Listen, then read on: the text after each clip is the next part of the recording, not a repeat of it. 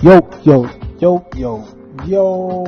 it's your boy, T.O.'s, you know. It's your boy O-Rain, real name, no games, no gimmicks. Yo, it's the motherfucking Vape Podcast, the one-stop shop for everything TV, media, and related, along with any other goddamn thing you want to talk about. Coming to you live direct, Proof of Concept Studios. What the fuck is going on?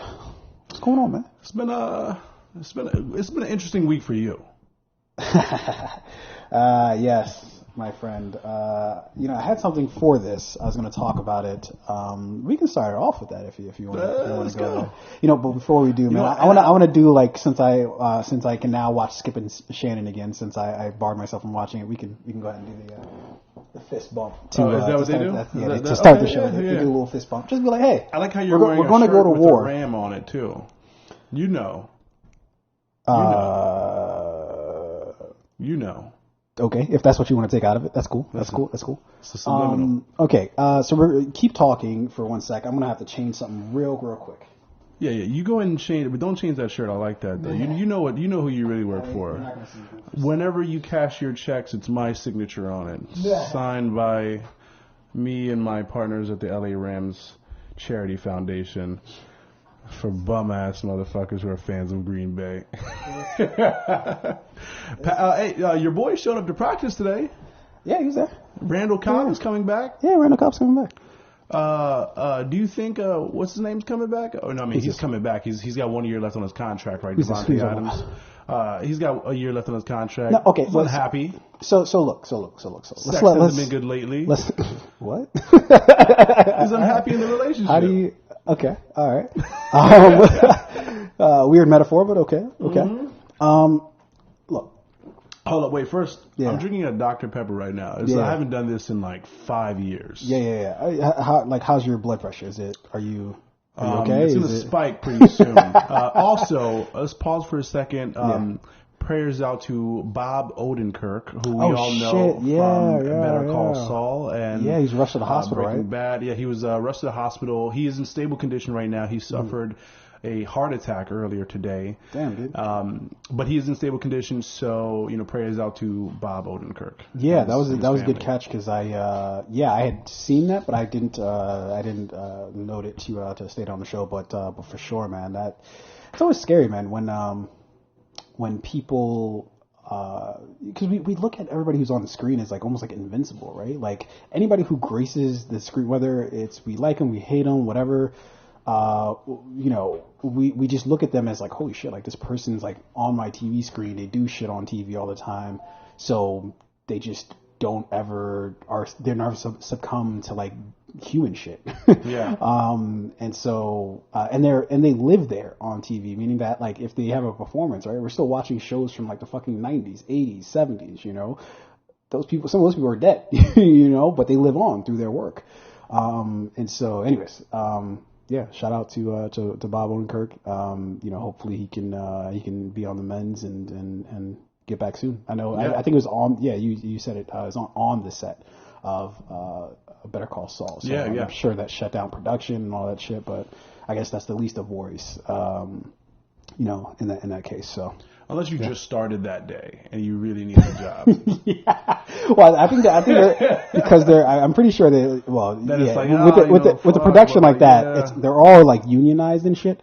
So I'm sure they have some clauses in there like, look. If some niggas kick off or something like that, I still could get that check at the end of the day, You still gotta pay that out. What do you think of some of and this is completely off topic, but like some movie sets or like production sets where like the actor is like very volatile, you probably have to be very nervous, like, this thing could shut down at any time. Like if you're on the set of like a Tom Cruise movie, you're just like, what's gonna happen? No, not a Tom Cruise movie. That's gonna press on unless COVID strikes. Well, like let's say you put like mustard on your sandwich and he just goes off on you. You know what I mean? Like you don't know what's gonna happen. Yeah. Oh, okay. Individually, sure. But in terms of having the entire production shut down because like somebody's like spazzing out, come on. Or a Katherine Heigl set. Katherine Heigl. Yeah, how did she get into this? She has a huge. It's like she has a huge rap for being like one of the most difficult actresses in Hollywood. You see, people say shit like this, but I don't know that to be true. It could just be people put shit out there in the universe because they just don't fuck with her. I don't know. I think it's like because every year it comes out like the list of actors and actresses in Hollywood who are like the most fun to work with, or people who are like the like well-known in According to who? The people who love or hate the industry insiders. Ian Rappaport. I don't know. Yeah. Okay, I'll trust Ian Rappaport. If it were from Ian Rappaport, if it were fucking who's that other fucking dick face dude? Who's in the NFL? No, he's on ESPN. Who, what's his name? not Not Ian Rappaport, but does it start with an S or something like that? I was thinking about Max. What's his name? No, Max? it's not Max. Max Kellerman. Yeah. No. I don't trust anything. No, this is Skip Bayless, Mel No. Mel Kiper's usually a pretty good one. No, Ian Rappaport's. He's like this. He does the same thing as Ian Rappaport does. And Adam Schefter. If it's fucking Adam Schefter, fuck everything that fucking. I don't know. He's usually pretty. Fuck everything that nigga says. How about that? I'll put it straight up. Fuck everything that nigga says, because he's the one who broke the Aaron Rodgers news on draft day. But in reality, there was no real news at that point. It was just Rodgers. The 49ers weren't going to pick him. Pick who? Aaron Rodgers. No. I'm talking about this past draft, not about the Jordan Love draft thing. No. So this past year on draft day, Adam Schefter dropped the news that Aaron Rodgers is not returning to the Packers or something to that effect. When in reality, it was like something that was like they were having conversations, and it wasn't by any stretch of an imagination like a good situation for either parties. But he made it. He put a fucking soap opera sort of like twist on it and made everything seem imminent when really it's stuff that had been occurring throughout, like at the end of the season, at the end of the Packers season, through up until the draft, when it didn't even need to fucking be like that. But I bet Aaron Rodgers fed that to him. No, Aaron Rodgers in the NFL is like Kevin Durant. Like they're like hypersensitive. You say everybody's like Kevin Durant. Like in sports, there's like in NBA, Kevin Durant probably the most sensitive player in the NBA when it comes to like that's probably social true. media. No. He's the most successful public or person. He's the most successful person in the NBA whose stuff has been made public. We actually don't know who the most sensitive person in NBA or NFL is, because what if his burner account never gets found out? We don't know. Kevin Durant, and this is a fact. Kevin Durant, I think this is in 2020. He has more tweets than points scored throughout his NBA career. He responds to everything on social Wait, that media. can't be a fact. No, it's a fact. It was a fact. What? Yeah, so they put out they like looked at his points scored. Yeah. And then you can pull the aggregate report. Wait, just this past season, not like forever. Right? As of 2020, he has more tweets than points scored in the NBA. In terms of all time to all time? Yes. Holy shit. Yeah, Jesus it's a fact. Christ. Dude, log off. Is he practicing? He's never had practice. He's just in the back tweeting. Stat. What the fuck? Does he have like an entire other job as a Twitter influencer? Bro, what's going on? To everything. Like KD will respond to regular fans like who just like, yo, KD sucks, and he'll respond like, no, I don't. Why, yo? So fucking petty, Jesus Christ! All right. Because I don't want to spend too much time on this, because our time is not infinite here. But what I do want to say about this Aaron Rodgers situation, number one, for everybody who's like, because what this really is highlighted for me is how trash watching ESPN is, how trash watching fucking NFL Network is. It's all trash, meaning that their only goal at the end of the day is just to make sensational content. That's it. Whether there's sensational content that's there or not, right? Like, so for instance, I've tried to like just ignore everything, but every now and then I'll like peer in and I'll hear fucking Marcus Spears well, Aaron Rodgers needs to get paid because and how they treat that man. It's just like, dude, pipe down. You don't even do you even know Rodgers? Like, do you text him? No, like you just are a fucking dude on ESPN yelling at the top of your lungs. Aaron Rodgers does not make it easy for him and like what's going on in the Packers organization to be like avoided, right? Why not? So, for example, today during a press conference, he was like, it's great to be here. It's my 17th year. Mm-hmm. I love my teammates. I love the fans. Yeah. So he was gonna say, I love the organization that he but I think he did that intentionally. Well, whether he did it, and today was his first. But that's gonna become news. Fair enough. Today was his first press conference like ever talking about the thing, right? This entire summer, he hasn't said jack shit. Yeah. You can't attribute a single fucking comment aside from when he went on ESPN with, I think, Kenny Mayne. Was his last program or whatever on there. And he made some comments like, yeah, I love the fans. And he's already said as much. He's already said that he loves the fans. He loves his teammates. He loves the coaches. And he specifically left out everybody in the fucking front office, right? Yeah. Like, and clearly they had a rift, right? Clearly. Like, you wouldn't, like, if me and you are beefing, I'm not going to go on a fucking national television and be like, nah, I love him. He's like, okay, I would because we're fan, but like if we were really, really fucking beefing, I'm not gonna be like, yeah, that's my man day one. Like, no, I'm gonna say straight up. I'm not gonna air you out, but at the same time, if somebody asks me straight up, I'm not gonna be like, yeah, he's cool. Whatever. It's whatever. Like, he is who he is. That's how you know somebody's got an issue. When they're like, yeah, that's what it is. Yeah. He's cool. So, but what I will say is, and yes, we always have a dude. He literally just walks around with the speaker, playing it as loud as he can. That's a guy with a speaker? That's a dude walking the streets with a speaker right now. I don't know. It's a thing to do. Okay. But I love Baltimore. That's all I can Radio say. Raheem? Yeah. I suppose. Yes, the modern day version, I suppose. But look, let me wrap this up because it's already taking too much time. Say what you will about Rodgers or the Packers, right? In truth, neither. First, I've learned that ESPN and all that shit on TV is just utter trash because all they're trying to do is just size shit up. They're the people who they see two people about to get into a fight and they're just in the back. Yo, he just talked about your mom. Yo, he just spit on your daughter's face. It's just like, whoa, none of that ever happened, but you're putting it in there because you want to see this fight happen because it's good for you if this shit happens. And I realized that before, but it's just really been fucking highlighted in this situation with as much like misinformation that they ran with that I was just like, yo, you're just leaning into this shit. First, the media's trash. Second, neither party is really wrong in this situation. For everybody saying that Rodgers is wrong, no, not really. He just wants control over his fucking future. Ain't nothing bad with that. Yeah. The organization's wrong? No, they're not because they're thinking about the future. They're like, dude, you're the MVP last year, but I don't know how many years you got. Let's see what this dude Jordan Love had. Not a bad plan for the future. It's the same. It's the reason why Rodgers is even there, right? Because that's the organization's philosophies. It's like, look, as we start seeing you either declining or we just know that you're getting up there in age, we're going to get your replacement and then we're going to deuce out after, maybe a couple of years of you and this other person being on the same roster, I hope they can work it out. It's like 50-50 of whether it's going to work itself out. I'm just glad that he's back for one last season. And all I can really say about this season coming up is Brady. And I'll leave it at that. I got something special. I got something in the chamber. Is that a good thing or a bad thing? That's all. Look, I'm gonna take Rodgers a lead on this. Sometimes he says, there's wisdom in silence. All I'm gonna say is Brady. I'm gonna leave it there. Let's continue. Wayne Brady. Hey, start speculating now. It's like when Devontae and Rodgers put out. Are you saying Tom Brady's going to win another Super Bowl? Because the same exact team that won last year's Super Bowl is the same exact team that's back this year. Mm-hmm. Okay.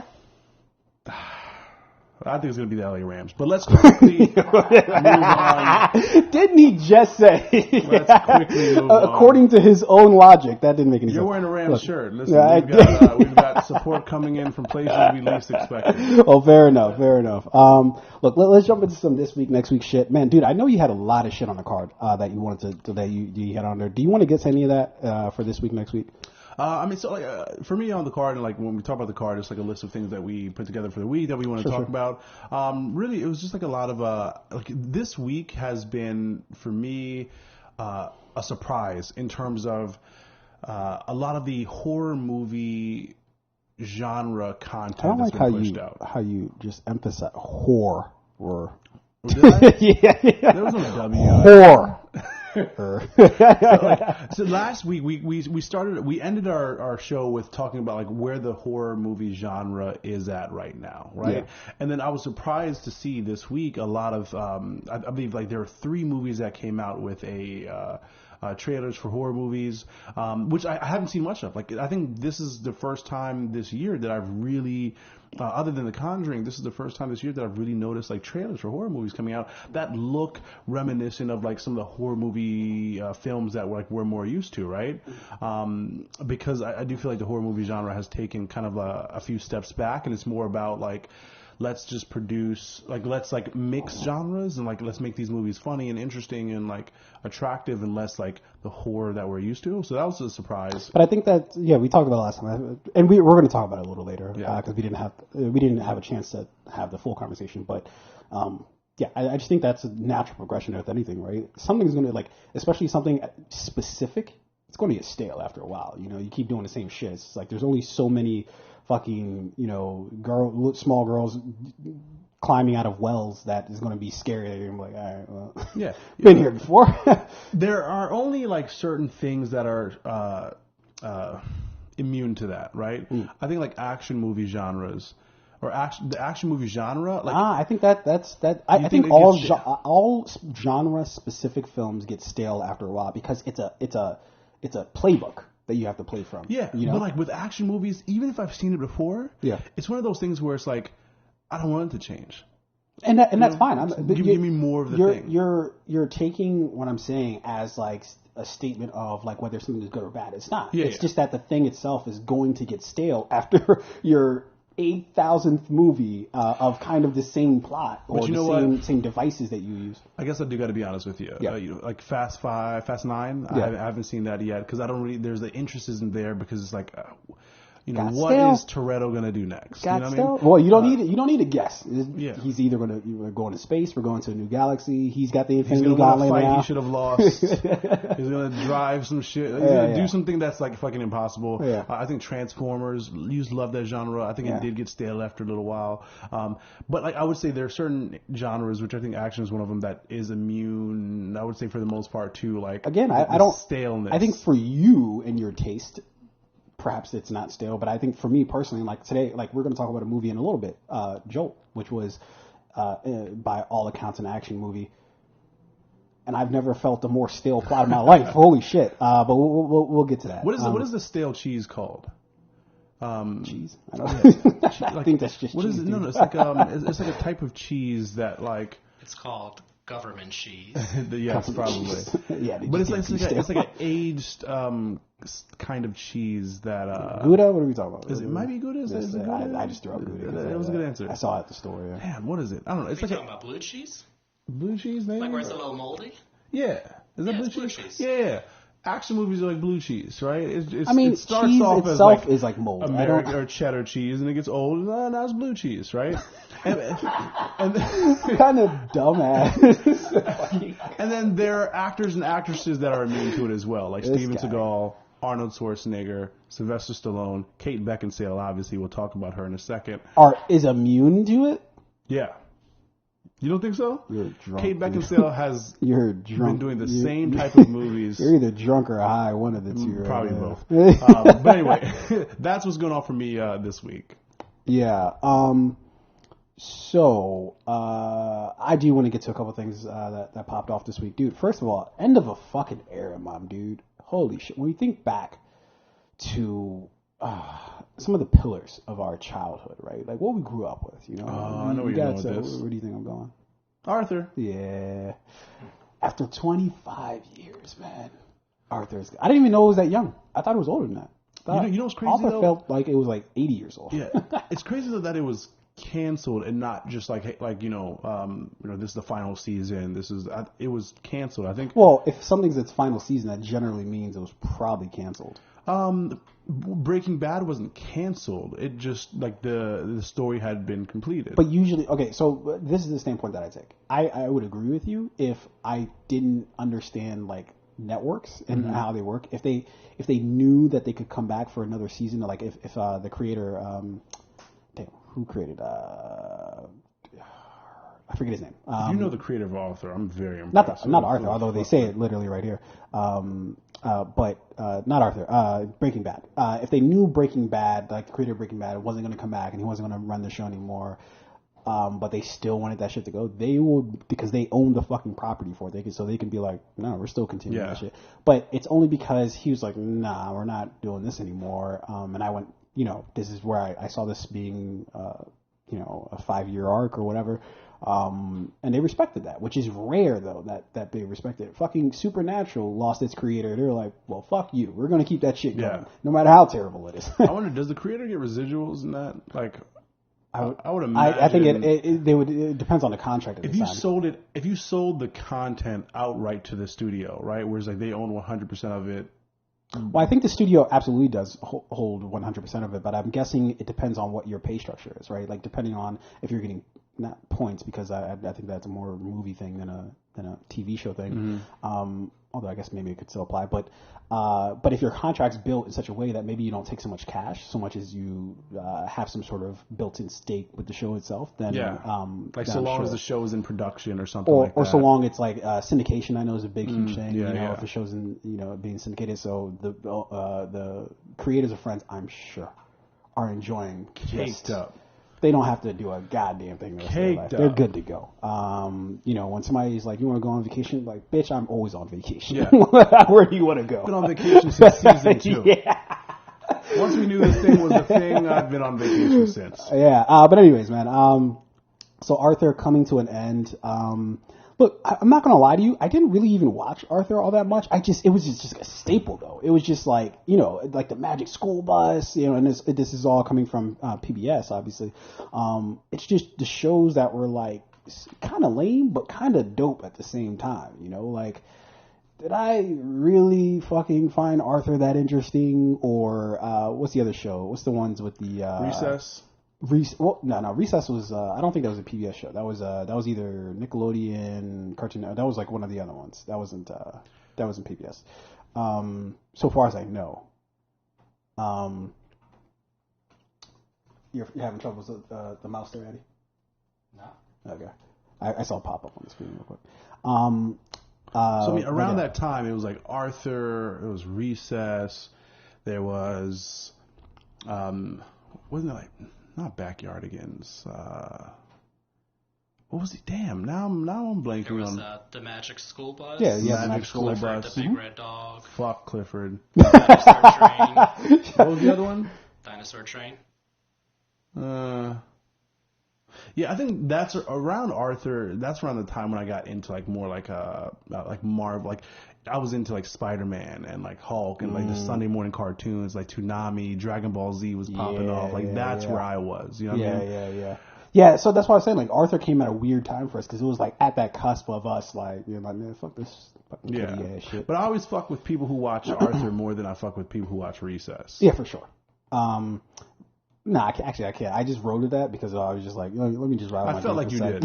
Yeah, but I didn't mean that at all. Recess is fucking dope. What are you talking about? No, there's something for everybody in Recess. You had your bullies, you had your fucking, you had your smooth talkers, you had your nerds. You got everybody in Arthur or Recess. No. Real ones. Real ones. You know what I hate? I hate when people try to like make something sound cool because they're like real ones, or if you're a real dude. But see, I didn't try to make it sound cool. It just sounded cool, and then you liked it, but then you were like, wait, no. People try to make things sound cool by getting you to almost. You have to admit that thing's cool by saying, "Oh, real ones." Like you're a real one if you don't like this. It's like, I feel like I'm real with it or without it. I don't know. It's about the real one. When you say it, you have to have good eye contact and bass in your voice. That's when people trust it. Let me hear it one more time. See, if I say like real ones, watch Arthur. You know what I mean? Is like, that your bedroom voice? He just used a very white voice. Real ones. Jesus Christ! Ugh, he gave me the eyes too. That was a little. Yeah, but in any case, Arthur, after 25 years, is going off air. So yeah, end of an era, man. I wonder what they're replacing it with. Probably some bullshit. Mick Arthur. Is he Irish? Is that Irish Arthur? Probably. Listen, we're gonna keep this thing going without having to pay the original creators. Well, yeah, there's what change. Mick Arthur like a knight or something like that? Like King Arthur? Is that what you're trying to say? Is that it? Was it? Yeah, like King the Arthurian tales. History shit is not like your cup of tea. Fuck history, dude. Beyond Obama's first administration, I don't give a fuck about history. Memories. Well, I've heard this before, and that's fair. That's fair. I also am not a history buff myself. People, oh my god, like George Washington, like I don't give a fuck about George Washington. I mean, generally, I guess. So, in other news, Lucy Liu, this week, we talked Love about Lucy her Liu. and What is she Bill doing? Murray mixing it up. So You hit that? No. Oh. Quite the opposite. Her and Bill Murray got into it on the set of Charlie's Angels. I don't know if you remember Charlie's Angels like that, but it was Lucy Liu, Drew Barrymore, Cameron Diaz, and Bill Murray as, I think, was it Boz or whoever the fuck I it think is? he played Boz, Yeah. yep. And apparently Lucy Liu got mixed up with Bill Murray. She's like, bitch, you must not know me where I'm from. You must not know the clique, who I represent. Let me see if I can read some, let me see. We had, this is a quote from her. Talking about the issue, she said, we had taken the weekend to rework that particular scene, and Bill Murray was not able to come because he had to attend a family gathering. So it was everyone else, and we just made the scene more fluid. I wish I had more to do with the rewrite, but I didn't because I was the last one cast, and I probably had the least amount of privilege in terms of creativity participating in the time. Look, I just need you to get to the fucking point, Lucy. Right? I don't need all this backstory. Tell us what really happened. So in the moment, the actress had difficulty processing what was happening. I was like, wow, he seems... Oh, wait. I guess I skipped over the part. While Liu didn't specify that Murray said to her during... what Murray said to her during the rehearsal of the scene, she confirmed reports that the actor started this sort of... to hurl insults at her after learning of the rewrites. And she was like, wow, he seems like he's looking straight at me. I couldn't believe that. And his comments could be towards me because what do I have to do with anything majorly important at that time? I say, I'm sorry. I'm so sorry. Are you talking to me? And clearly he was, because then it started to become a one-on-one communication. And she says, I stood up for myself. She says, this was inexcusable and unacceptable, and she therefore decided to speak up in spite of the fact that she was the one of lesser known actors. Look, okay, long story short, her and Bill Murray, Jesus Christ. What happened? It's just... I still don't know. Cliff notes. Fuck. Yeah, whatever. Her and Bill Murray mixed it up. Look, and the reason why I even brought this up, man, is because it's interesting when you have people like that of different balances. It reminds me a little bit of this whole Aaron Rodgers situation. You got different things to balance when you're on set. It's not just as simple as you just get all the people together, they do this shit and they leave. It's like, no, they're humans. So some might like each other, some might fucking hate each other, and you got to balance that on the set. And with somebody like Bill Murray, who's like fucking like legendary in Hollywood, right? Everybody fucking, Bill Murray's great. We love him, yada, yada. I'm sure he's a prick. Yeah, which, to be honest, I don't understand why Bill Murray gets the love that he gets, but he's a great comedian. I'm also I'm not like a super big fan of his, but I can respect it the though. only thing I've ever liked Bill Murray in was Ghostbusters. And really? Groundhog is there? No. What else? Let me see what else. See? Exactly. I mean, but we missed it. Was it? Well, okay, he had like a fucking cameo. Anybody who's an actual Bill Murray fan would be fucking like spitting up right now because we just named Zombieland as his like great performance. What was that movie he did recently with Quincy Jones's daughter? On the Rocks. What's her name? Yeah, that's what the movie's called. Rashida Jones. Rashida Jones. Yeah. But we missed because wasn't terrible. Still wasn't like stellar. Yeah, I wish I would have. I still haven't seen that, but anyways, I don't want to get too buried into this whole Scrooged, which is a fucking classic, as far as like the holiday seasons goes. Classic that movie Scrooged. Very good. Very good. Classic. I don't know. Okay, I mean, all right. Well, again, by your standards, you'd probably say no, but there's no doubt it's a fucking classic. Every holiday season, Scrooge pops up on TBS, TNT, one of those fucking stations. It's a classic. He was in Space Jam. I just watched that recently. Albeit not terribly long, but long enough. And Does that count though? As him acting on screen, yeah, I feel like that counts. But does it? Like, I mean, lots of people act on. Anyway, I'm not going to go into the semantics. Caddyshack. Man, what have you done?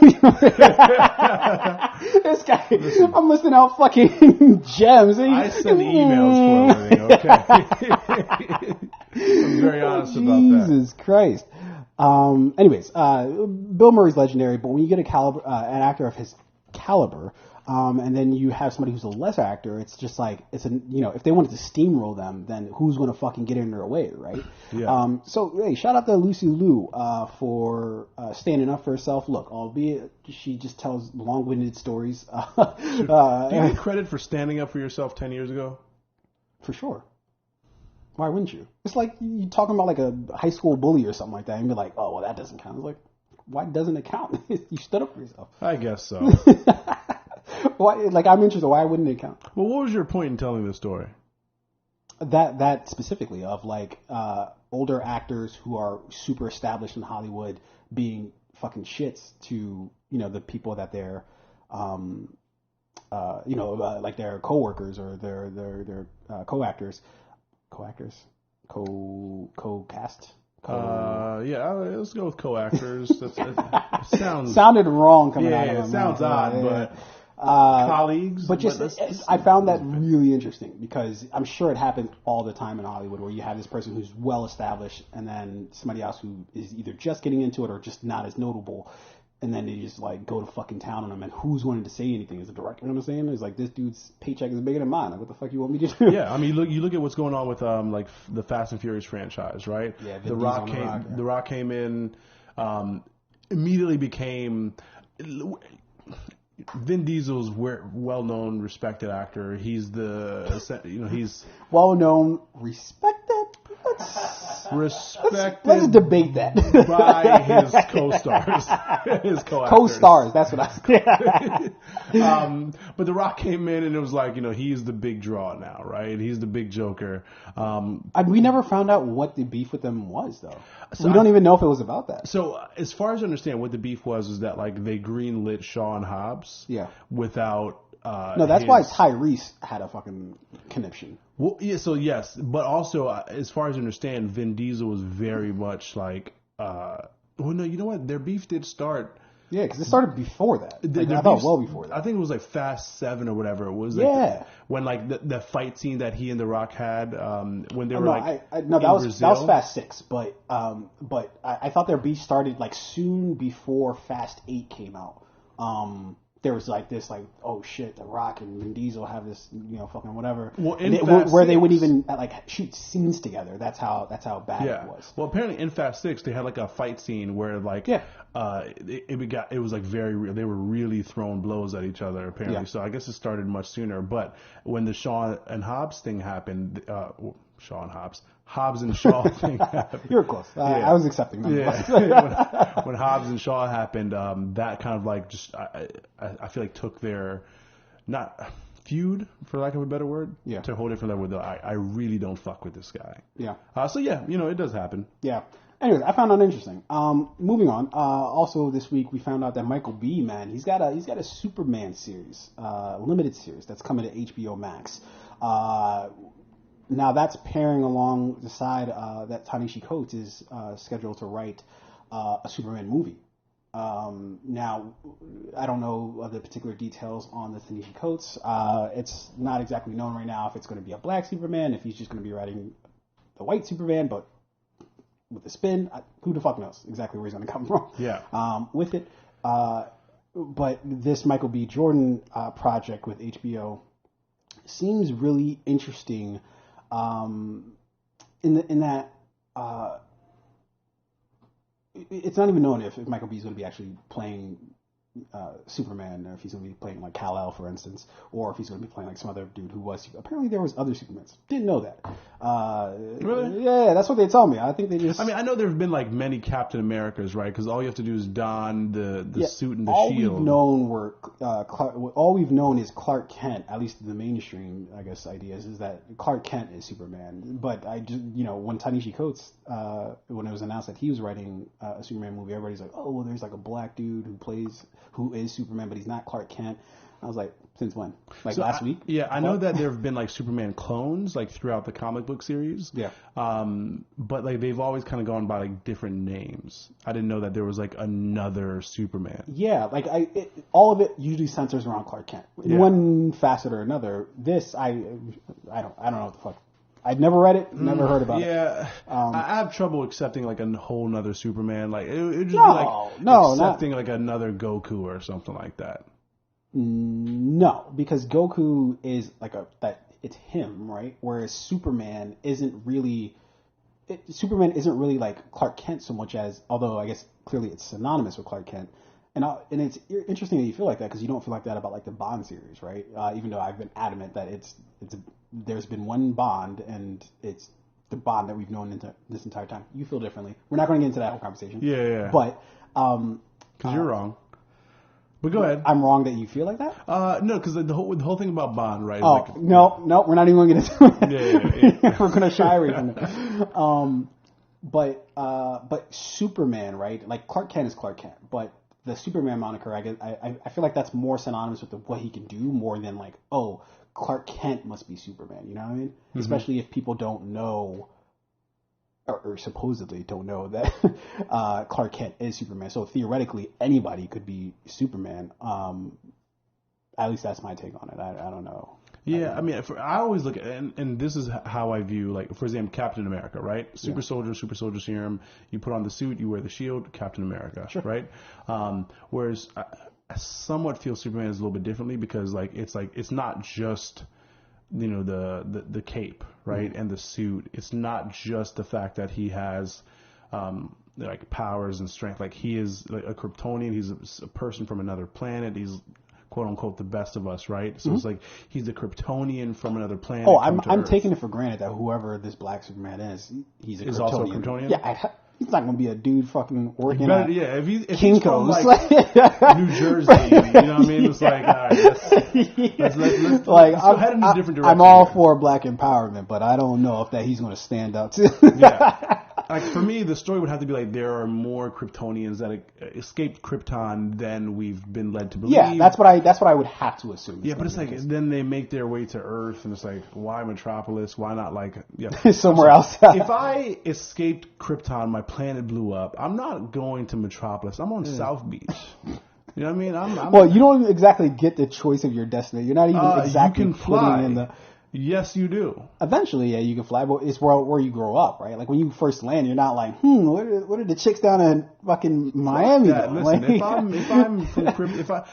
I invested in Bitcoin earlier, right? So I'm a Doge millionaire. I'm in Miami Beach, flying around. What are you talking about? If my planet blew up and I escaped Krypton. Well, you know, Clark was a baby when he came over, right? You know, he was a baby. We're adults now. We can make our own decisions. He was pissing on himself, shitting on himself. I'm not saving anybody. What are you talking? All right, let's just move on. I hope that's what this new show or movie's about. All right, Michael B is doing the Superman series. Dope. Let's move the fuck on.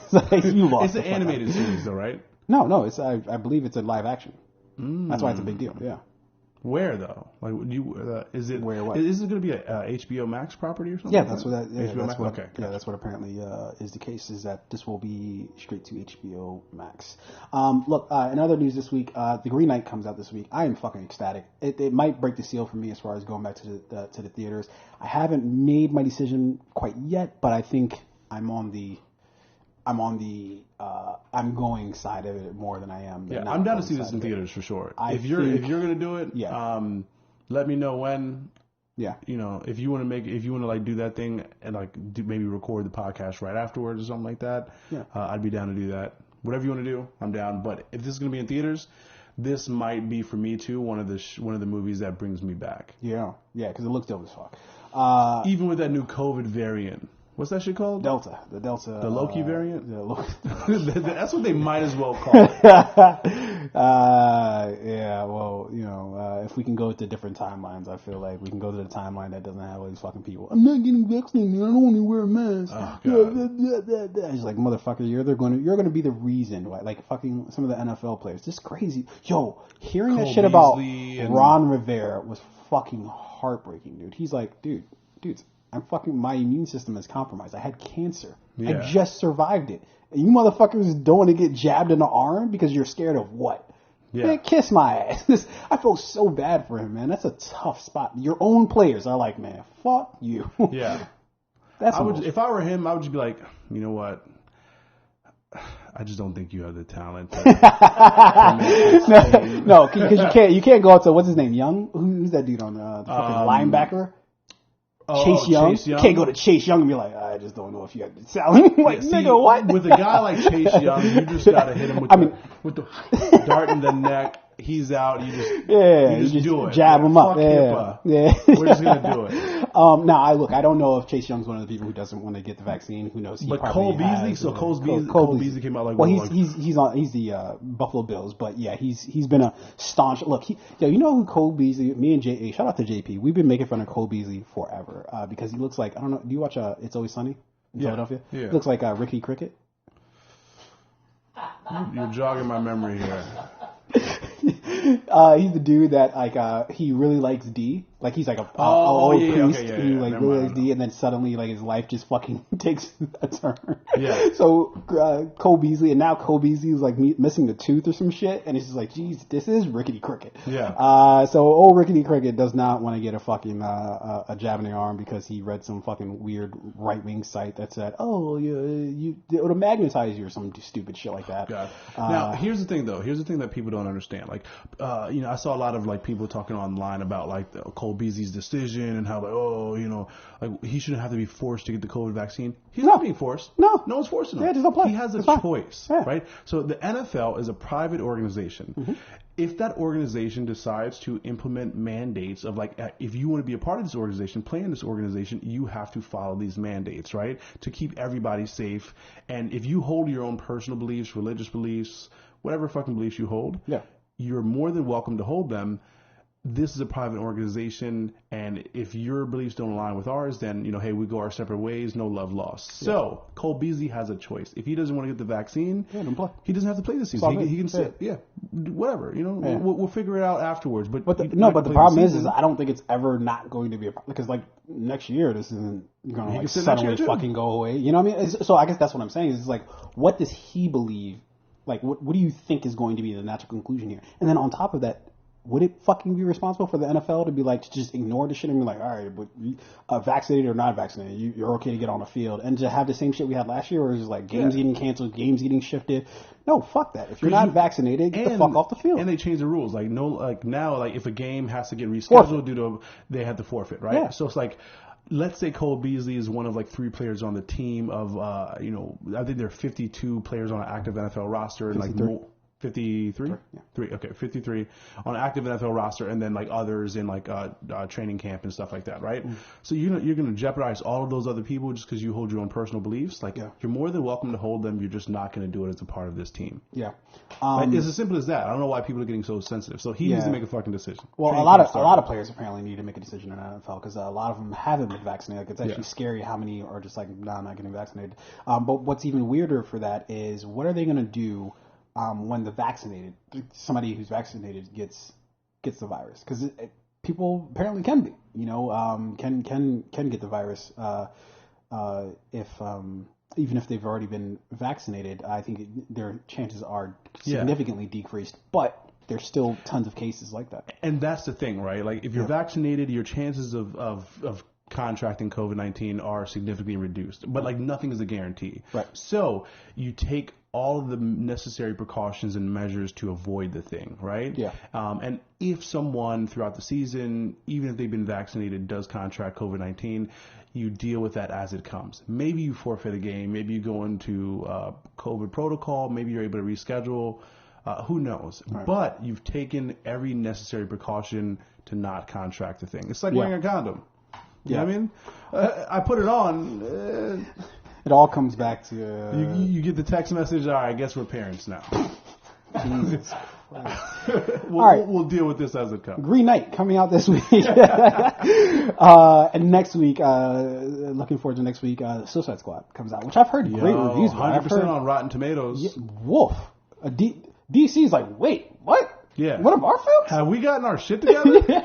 Did you guys get us mixed up with something else? Was there a different Suicide Squad movie that got put out? You know what, DC, you know what it feels like, especially with this new Suicide Squad movie? Again, it feels like they're finally getting their shit together. No, I have no confidence in really? Suicide. I feel like, much like how I feel like Aaron Rodgers has no confidence in the Packers' decision making as far as like who to bring on board and not to bring on board. I also have no faith in DC that DC will figure, or Warner Brothers will figure it out. I'm not saying I don't have confidence in the Packers. I'm just saying that's how Rodgers. What are the last few DC movies that have been put out recently? Oh man, so we got the worst, Wonder Woman, Harley Quinn. Never mind. I was gonna say some really nice things about DC, but Aquaman, which I still haven't seen yet. Shazam. Don't bother. Aquaman. Yeah, it looks trash. Don't bother. What was the other one that you just said? Shazam, which I thought I heard was decent. No. Yeah, fair enough. Joker. Watch the first 15 minutes, then the last. That doesn't leave me encouraged. There's a lot of time in between. What I'm doing is I'm saving you time here. I could also just skip it. If I need to skip most of the movie, there's nothing I need to watch. About it. You know what I mean? First 15 minutes, last 15. Joker. So they did hit a home run with Joker. Yeah. So really, their batting average ain't looking great. It's not looking great. Suicide Squad movie, based off of what we've seen so far with the two trailers that we've got, the cast, just the story, everything about it so far looks stellar. If DC fucks this up, there's no saving them. They for sure will. In terms of and who knows what their relationship with James Gunn is, because he's back making the Guardians of third the Galaxy. So who knows? Is it 3? 3. So we don't know. This guy, a double dipper. He's like the guy from James Sprint. Gunn. You know the guy who used to be with Verizon and he switched over to Sprint. But he's doing both at the same time, which is like, what the fuck, nigga? Like, son of a double bitch. dipping son of a bitch. He always reminded me of the Subway guy who's in prison now, isn't he? Yeah, I always get him mixed up too. I feel like he's probably soon to follow. We'll find out some shit. They might be. Yeah, this might be some law-abiding citizen shit where he tunnels out of prison. Or I was going to say Shawshank Redemption, but I've never seen Law-Abiding Citizen. That might be true. Yeah, Gerard Butler's Jamie Foxx, second best movie in my opinion. What was his first? 300. Fine, fair enough. What? You don't like 300?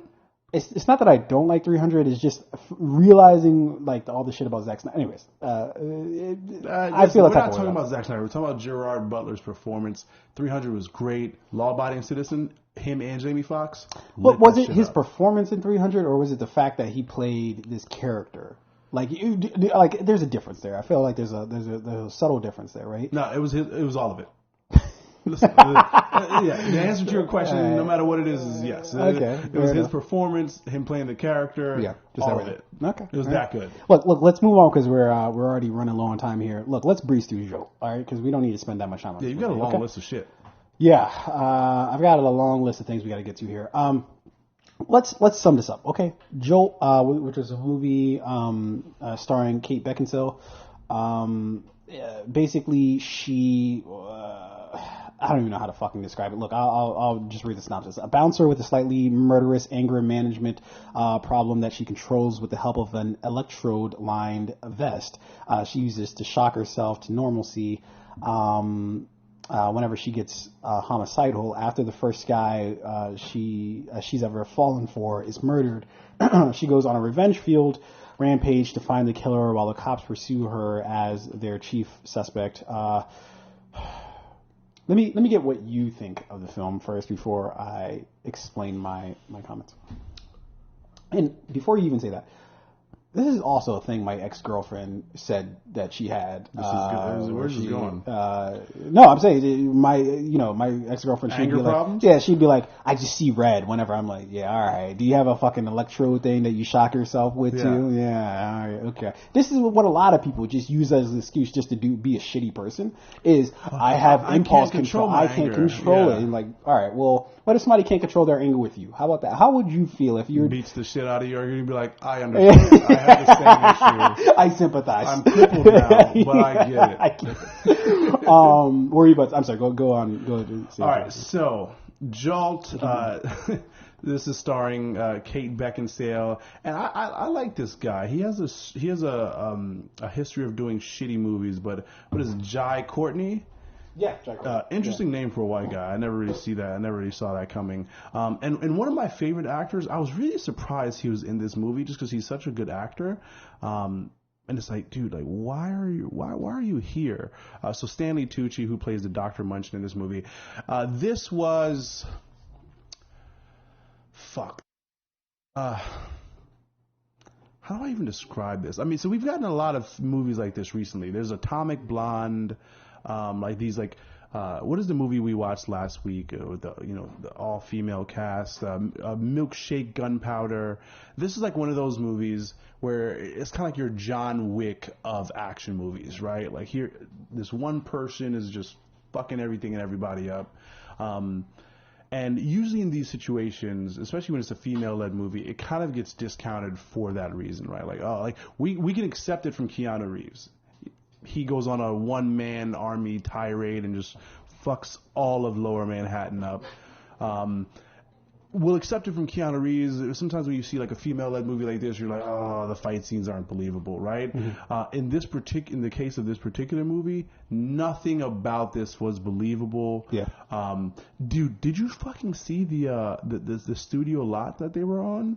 Because they made a point in this movie to be like have a lot of like outdoor scenes. Yeah. And you can tell that they were on a studio lot. Oh, for sure. And it was fucking horrible. This wasn't even like the B or C lot. This wasn't like, the fucking, Tyler Perry Studios lot. This wasn't. They weren't out in Atlanta. what was the lot that like Fabian said that they could do in like Cleveland? It wasn't that lot.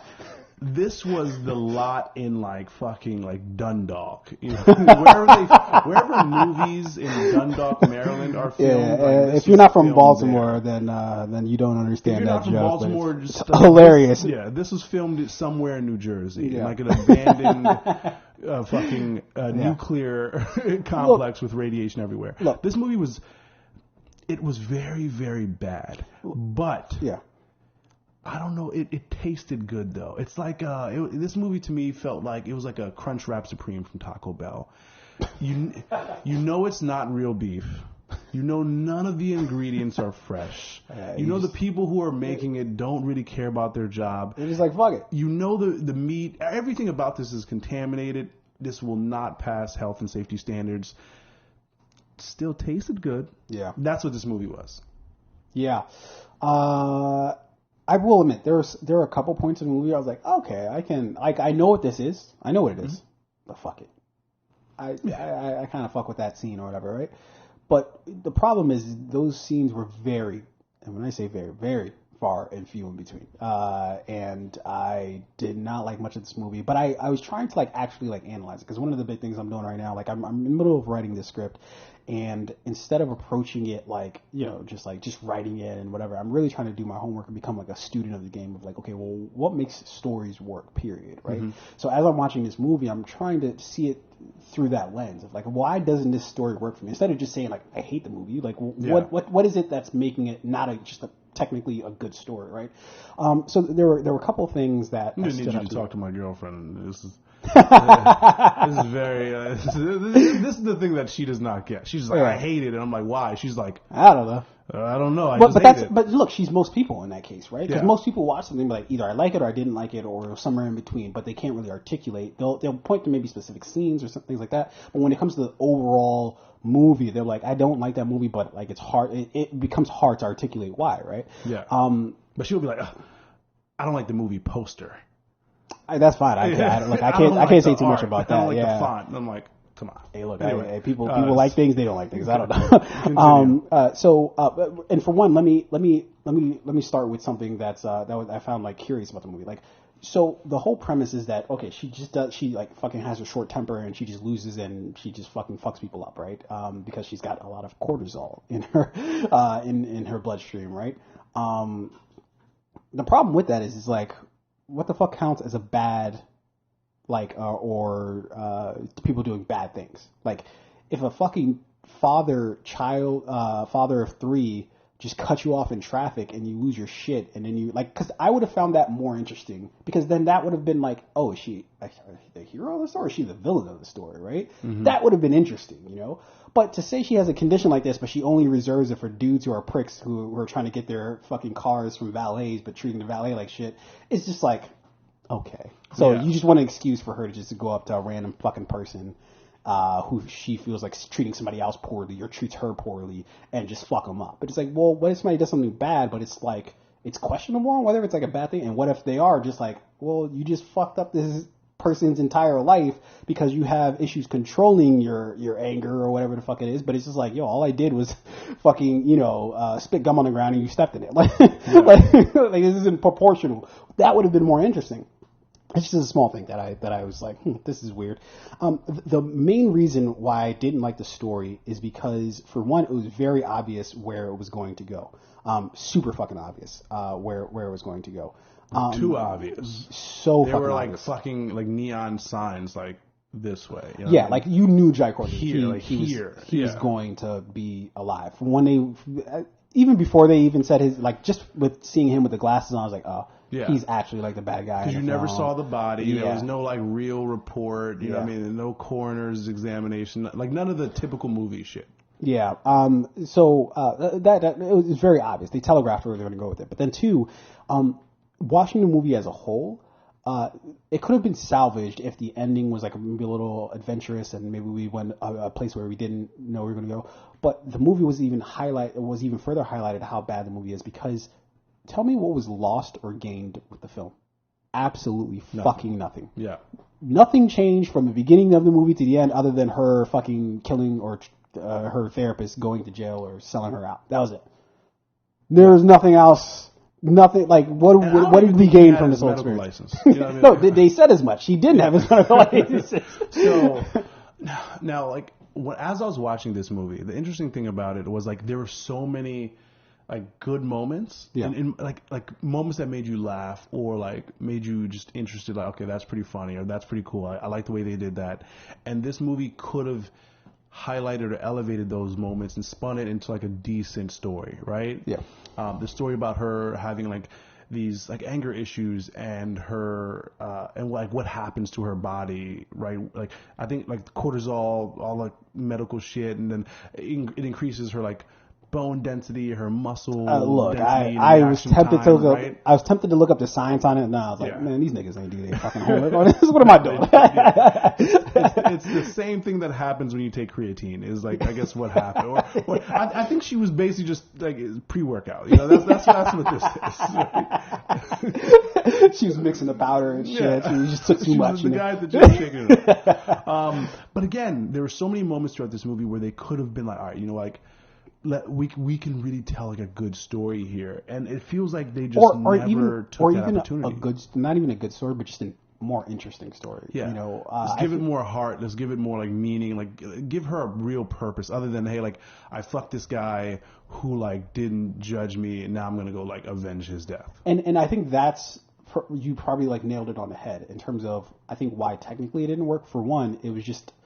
It was a story that literally went nowhere. Like there was nothing that changed during the course of the movie, other than the fact that she was like, "Oh, I guess I can't really." Like it wasn't like she learned, "Oh shit, maybe there's a way to control my anger where I just don't fucking lash out and just kill people or fucking snap their necks, you know, just on fucking cue." That didn't change at all. But it was the fact that she. I'm sorry. What was the last thing you just said? Remind me of that because we're talking about like. They like the opportunities that they had to like take this story and like give it like purpose, give it like some type of meaning. Yes, so yeah, that's what I was gonna say. So like they don't give the movie any sort of like purpose or meaning, even though that they definitely like could have, you know, they had the clear opportunities to, and I'm fucking just fishing right now because I had something and it escaped me just now because it was actually, and I'm fucking mad that I didn't put it in my notes. But it had something to do with the fact that it, like there were several, like there's a version of this movie that could have been like decent, you know, or an interesting plot, you know. Like it had something to do with like the beginning of it, like with how they just like fucking just zoom through her like entire like fucking upbringing and how she even got to this point. For one, I just kind of hate those beginnings to the story because it's just like. Instead of telling me about all this, just show me a couple of fucking scenes from these points in their life that are like, okay, this is why. Because it's like, when you just fucking tell me the entire thing, I'm just like, I don't have a connection to the person. And that's why this movie had so much potential. Because like, even though they zoomed through all of that shit, even though they zoomed through fucking her dealing with this condition in elementary school, middle school, high school, I was still ready to buy into it, right? Like because you're all this shit, I'm still ready to buy into it. You're still at the beginning of the movie, so you're still willing to give it like it's still you're still being charitable to the film, meaning that okay, like maybe that was a little fast, but okay, I'll still ride with you, right? I mean, even after like, all right, the Kate Beckinsale's character goes out on the first date with Jai Courtney, and she like fucking whoops that girl's ass in the restaurant, even though that was so like cheesy and so like distasteful, like it happened too fast. I'm like, all right, you know what? I'm still ready to buy into it. Yep. Even after they like go home and they sleep together for the first night, and then in the morning he like buys her a fucking Nikon D. Nigga, where did you get this from? Like, what was the fucking was B&H the, photo right. like on the block that you? Where the fuck did you? He bought her like the what thing the with fuck? the 3 different lenses. He got her the Jesus. 3-year warranty, like the carrying case, extra battery, all of that shit. I'm like, yo, you just spent like that's like a $2,500. Yeah, I mean, it was a Nikon, lenses. so he didn't really spring for it. It was just Canon? no, it was a Nikon. So Okay. He didn't really spring, like okay. he could have. He was just like it was a thing that was just like, yeah, I mean, I'll buy it. It's a camera, I guess. Granted, it didn't come in the case and like with the directions and shit. So I guess he got it at a pawn shop. But still, there's some. It was they were in New York. Because he definitely bought it from some corner. I've never knocked anything down where it's like, yo, I'm gonna go buy her like a fucking Nikon immediately DSLR. No, her alarm bell. I mean, and I guess maybe that's one of the good things about the film is that maybe they got that right because it was like she hasn't experienced this really before, so to her it was all just brand new, and she didn't stop to think like, this seems weird, right? So maybe they did that on purpose, or maybe they're just like, fuck it, I don't care, just swing for it. I get her reaction. She was probably like, yo, I've never experienced that before. He piped it up. Yeah. You know what I mean? He did what he had to do. But for him, I'm like, yeah. Now, granted, you figure it out later on in the movie, but for him at that point in time, I'm like, that's an expensive camera. I've never hit nothing like that. I knew immediately as soon as he bought the again, that's when you knew? From the beginning. I just knew that he just for one, again, him wearing the glasses and being like the really nice dude who's just like, oh gosh, I just accept you for who you are. Yeah, I think he had a corduroy blazer on. I don't trust anyone who wears a corduroy blazer. You can't. You're hiding from It's something. Impossible. Like, are you fucking Curious George's fucking caretaker? Jesus Christ. Why are you wearing fucking corduroys, dude? But back to what I was saying. I was still ready to buy in to their like rushed, super fast relationship, even at that point, right? They hadn't really given me any reason to, but I was still ready to buy in. And I feel like there were a lot of those opportunities throughout the course of this movie, but they never like gave me a reason to. Even though I'm ready, but they still never gave me a reason to like hit that button and say, all right, I'm sold. Yeah. Yeah. I remember the thing I was going to say now is there's a version of the film that can be relatable. Meaning that, like, because we all have this fucking impulse that somebody says something, you're just like, I should punch you in the fucking face right now. Like, no questions asked, I should just do it, right? But my career, right? Like, you hold back, right? Well, usually for me is there are cameras around. Are there witnesses? But that's a relatable thing. But it felt completely not relatable, right? Yeah. With how every way that they did it, it just felt like this distinct thing that was just like, all right, I guess this is what we're doing, So I think that for me is why the movie ultimately sort of fails with me. And then there were a couple other things. They did that whole weird POV thing with her therapist at the beginning. I don't know if you caught it, but it was a camera shot where basically they're both like looking into camera as they're talking to each other. And I was like, why are we doing this? It's weird. Like, it's like, what are you trying to say? When he was in her office? The first time where she goes to his office, they have this like just straight up. They're both like much how we are looking at each other now is how the camera actually like looked like they were like looking at each other, and it just bounced back and forth.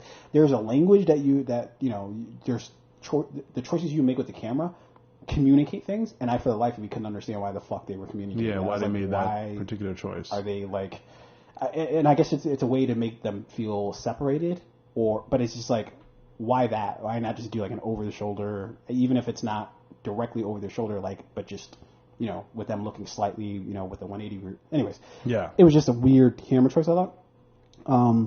And all of the false violence in the movie, meaning that like all the times where she like daydreams she's hurting somebody, after like the second time I was like, no more. Just fucking stop that. We get it. She wants to hurt people. She presses the button and then she doesn't. You've used that trick like 8 times in a fucking row. Stop. Yeah. It no longer works. And I don't know why, for the love of God, that they just kept doing it as if we didn't understand that. Like, you did it the first time, so we understood. You did it the second time to be cute. after that, it's fucking no longer cute. Just stop doing the shit. Yeah, yeah. One time, great. Second time, funny. 3 or 4 times, still maybe a little bit interesting or funny. By the time we get around to like 8, 9, and 10, it's like, all right, listen, like, I've had enough. Okay, I've had enough of this. I get it. Let's be done with this part of the movie and let's move on. Yeah, and I also hated the good cop bad cop scenario because it was just so fucking weak. Like, it was just so transparent and just like everything about this film was just done like it was like they started out with a good idea and then they just were just like, well, how quickly can we get this film made? And so like, let's take no time to really think out these characters and think of like their motivations and shit. Let's just, okay, this cop is a good cop in terms of how they act towards her, or this cop is a bad cop as far as how they act towards her, and that's the only dimensions we're really going to give them. And it just felt so fucking hollow. Like I never believed any of it. I just was like, and fucking, what's his name? What's his Bobby Carvel, I believe that's his name. Bobby Cannavale. Yeah. Great fucking actor, dude. I love basically all the shit that he's in, man. I love it. Like he was in Mr. Robot. I thought he was fucking fantastic in Mr. Robot. Ant-Man. When the fuck was he in Ant-Man? When did that happen? He played the like stepdad to. Oh yeah. Actually, he did do a good job of that. Yeah, he was good in Ant-Man. Yeah, he's good in there. But yeah, and I didn't really care for his character. I was just like, all right. No. Like, I guess and that's kind of what I want to talk about next. If we can talk quickly about the characters, right? Because so Kate Beckinsale, we've seen her do several movies like this, right? She's been in several all the Underworld. There was Underworld Evolution. There was the original Underworld. Van Helsing. The Fast and Furious of sci-fi films. Yeah. Now, granted, and she's good in this role, right? She was in Total Recall. She was in. What was that fucking other action movie? There was another one that I'm missing out here. But she is good in this particular type of role, and I usually like her. And when I saw this movie, I was like, okay, Joel, the trailer looked cheesy, but it's Kate Beckinsale, and like I feel like whatever action movie this is going to be, she can pull it off. I'm not going to say she didn't pull her character off, but like the film itself overall was shitty. Yeah. Despite the fact that this film had a lot of really good actors, like Jai Courtney, I'm not going to say he's like an A-list Hollywood actor, but he's not a bad actor. I've seen him in some films that I like. He's Addie's either former favorite actor or is his favorite actor. I don't know where. Really, that explains a lot. I just enjoyed a man. Yeah, that sounds weird. Yeah. It was man this time. Yeah. So in this film, you got Stanley Tucci, great actor. Bobby Cannavale, I really like him in some of the films I've seen him in. Susan Sarandon was in this movie. All of like 3 seconds, which is a fucking crime. Still, why? So overall, it was supposed to. So the big ending with this. Sorry, you should finish before. Yeah. I go. So I was saying, overall, this film had a lot of potential. I think the cast that's in this movie, they could have made for some, like, if the writing was better, if the direction was better, directing was better, if the production quality was a little bit higher, I feel like this could have been a really good movie, but I feel like it just undersold in a lot of different areas. Very few of the characters were believable. The situations were believable. There are 2 things for me that, like, as I was watching this movie, I couldn't get over. One was the setting, right? That very clear studio lot that they were on throughout the course of this movie. I thought Laverne Cox, her character was hollow. Oh my god. Yeah. I mean, the acting was shit. It was basically just like, pow, pow. Yeah. I shoot you. You're Freeze. a bad guy. I'm an officer of the law. Yeah. You know what I mean? Like that. It was like that level of acting. Yeah. So that was really bad. But again, I don't even think it was Laverne Cox. I think it was just like the directing. No, it was Laverne Cox. I personally don't think it was Laverne Cox. What I think it is knowing, it's just like on any basketball team, right?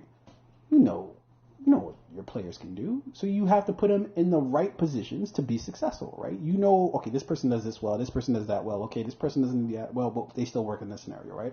So somebody like Laverne Cox, I remember watching her in, I'm going to say she was in the movie Orange is the New Black. Oh, it's a movie. it was a movie. It just came out not too long ago. it was the one where she like basically her friend is like murdered, and she just goes on like a rampage and just like she gets drunk at bars and it's like Pretty Young something or something like that. Pretty Young Woman or something like that. Oh, fuck, I forget exactly. Yeah, I don't know. Anyway, it came out a couple years ago. But anyways, she was good in that because she like her role in that movie called for a certain level of something, and she just brought that something, right? So she was perfectly cast for that movie. This movie, I feel like, is a role that. And maybe if the directing was different in this movie, maybe it could have worked. There was a version of this movie maybe where it could work. But just with everything combined, it just was not great at all. So I can agree with you on that from that standpoint. Yeah. Her performance felt wooden. It felt hollow. It felt, but again, I'm kind of going along with these movies, I'm starting to get convinced more and more. It's just like, no, these aren't bad actors. They're just put in positions where they can't be successful. Sure. I mean, we know, like, Kate Beckinsale, she's not a bad actress. Stanley Tucci's not a bad actor. Bobby Cannavale's not a bad actor. Susan Sarandon, not a bad actress, even though she had a very, very, very small part. Laverne Cox, I'd like to give her the nod and say, like, she's not a bad actress in this particular role. Her worst display from what I've seen from her. There's a lot that went wrong with this movie. Yeah. And it's so bad that I can't even pinpoint the one thing. Usually you can pinpoint the one thing, right? Whether it's the story, the acting, the directing. Everything was basically subpar in this movie. There wasn't really anything that we could say was like, okay, look, everything else sucked, but this was like the thing that like, stood out to me. There were a couple scenes that were like, okay, that was a cool scene, but outside of that, there was like basically nothing salvageable of this movie. And I'm not really even trying to shit on the movie. I just think it was like maybe it felt like rushed. It felt like that's what it felt like to me. It felt like the whole thing was just rushed. At how can we throw this thing together? We've got Kate Beckinsale for a certain amount of time. We've got these other actors and actresses for a certain amount of time. Look, how can we just get this shit from fucking page to screen? It felt like nobody on the set was vaccinated, and they were like, "Yo, let's like, I don't want to be before time runs out. I don't want to be around you guys any more than we have to. So let's get this shit done." Yeah, this felt like a COVID project. If I'm to be perfectly honest, I'm sure it was made probably before COVID. All the writers had to stay 6 feet apart from each other, so like that's why they're writing. And they couldn't email each other either. What are you writing? What happened? It's like they didn't use. You know what? Like, they didn't use final drafts, so they couldn't like they weren't like on the same page. It's they like, all wrote wait, separate scripts, and everybody they just copied and pasted it together, and they're like, "We got a movie." Frankensteined it. So, anyways, I think we spent enough time on Jolt. Look, watch it yourselves. You guys watch the movie yourselves and let us know what the fuck you think. Fellas, I got 2 quick points. Yeah. The first thing was the movie I think you were referring to was Promising Young Woman. Promising Young Woman. There you go. Yeah, that was the movie. Yeah. As for this movie, this was a cheap knockoff of Crank, the Jason Statham series. Basically, it's basically that's what it was. Yeah. I was watching this and I'm like, Jason Statham did such a good job in a movie that didn't take itself serious. This tried to take itself seriously. I don't know if this movie tried to take itself seriously. I think it did, and it just failed. I don't know. I think this movie definitely tried to take itself a little bit too seriously. Did it? A little bit, yeah. How so? Can either of you describe how it took itself seriously? I mean, if you look at the cast, if you look at like the story behind, I think it tried to really position itself like, all right, you know, there's just someone who's dealing with like a serious like medical condition. But but that's my precise experienced this great loss, or so she thinks, and now she's, you know, like. But that's precisely like what my issue is with it. Is it didn't really try to position her like that. It just said she basically has this problem and fuck it. Right? Like, I think they were alluding to her having some sort of deeper problem with her parents and shit. But, and this is what I was going to say, is ultimately I think they're going to try to do some sort of sequel to this, right? Like, they want this to be like sort of like a franchise because they alluded to her parents, and then Susan Sarandon shows up and like, oh, you've got some work for you, or whatever the fuck she said at the end. So I feel like the reason why we got no resolution at all was because they're trying to develop like her into some sort of like superhero type of movie. Unless she's in like The Boys season 3, I can't see where this goes. Now that would actually be pretty dope. What would her costume look like? It would just be like fucking electrodes or some shit. She looked like fucking. It would be like the worst costume. Yeah, she looked like Brainiac when she fucking took off her shirt. I was like, is this fucking Brainiac off of Superman? I mean, and I'm sorry, but like, if I go home with a chick Never. from the bar, Never. and and she has you don't have questions Dr. first. Octopus set up on her back. I'm like, yo, unless you're gonna jerk me off with 8 hands. And even then, I don't know. Yeah. She's got some precious cargo in her hands, and she might just fucking do some shit. Nah. Let's go ahead and skip that. All right, so we're going to quickly move on from this, Yeah. but I just got to highlight these 2 things really quickly. Sure. Number one thing is, like, so she has all these, like, this history of, like, medical conditions. Obviously, she can't hold down a job. She got fired from being, like, a club bouncer. Mm-hmm. However, her loft was fucking beautiful. Yeah, what right? does she do again? She had like she's a 16-foot bouncer? ceilings. She was a bouncer at like a rinky-dink dive bar. Only in America. Yeah. What? You can afford that apartment? Yeah. No. Beautiful apartment. Anyway. I shouldn't even say only in America. That's fucking only in Hollywood. Yeah. Cannot make sense. I don't know how she paid her rent, but somehow she didn't. did. I don't know. and she definitely didn't have enough health insurance to be able to see her doctor, right? Yeah. Who had the worst office I've ever seen. Fucking Dude, asbestos lined in the walls. There was lead in the pipes. Dude, no wonder why he sold her out. He's got some personality disorders because he fucking clearly ate paint chips at some point. Yeah. Why would you trust this doctor? If I walk into your office, you've got just a desk and a chair. The paint is stripping off the walls. I don't see your medical license anywhere. Yeah, fuck everything about that. Yeah. This nut on the couch. Like, no. If you took a black light to his office, all right, no. Movies all right, let's move on. But before we do, Addy, let's go to the throw up the graphic, and then let's mute the mics real quick.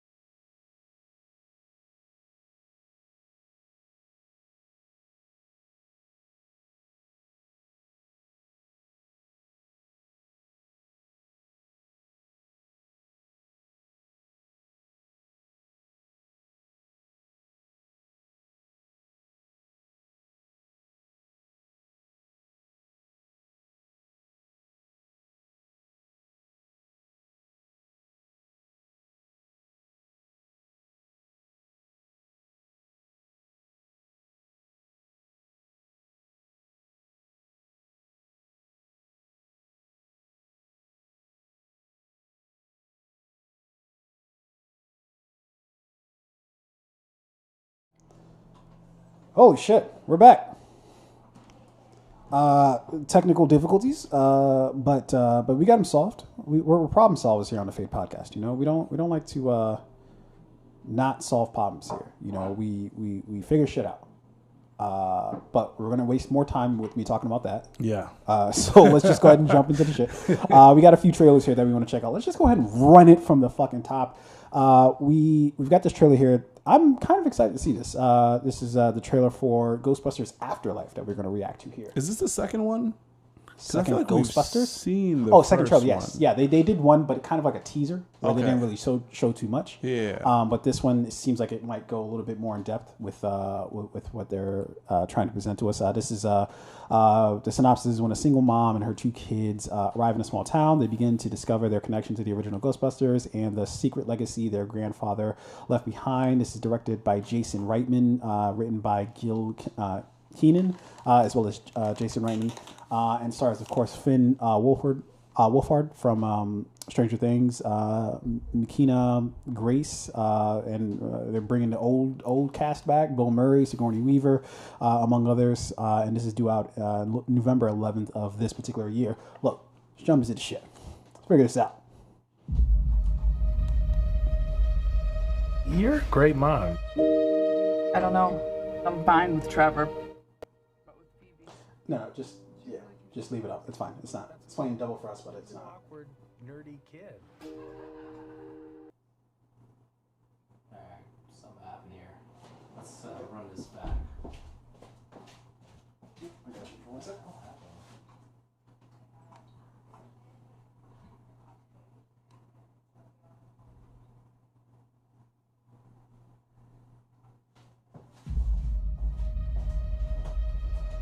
You're a great mom. I don't know. I'm fine with Trevor. But with Phoebe, she really keeps me on the outside. That's normal. She's an awkward, nerdy kid. Disrespect. Maybe a new home can be an opportunity to start fresh. I just wish she'd get into some trouble. There's still time.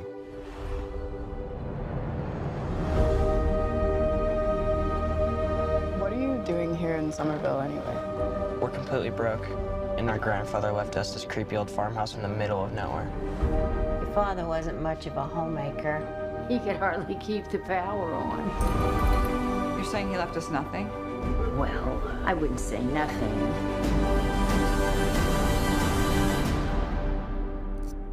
You went with the station wagon? It's the only one that had an engine.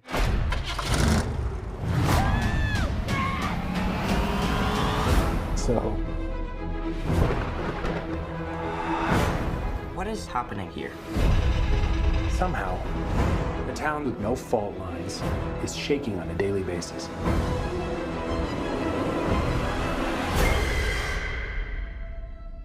Maybe it's the apocalypse. Egon came out here for a reason. Are you troubled by strange noises in the middle of the night? Do you experience feelings of dread in your basement or attic? Have you or any of your family ever seen a spook, specter, or ghost?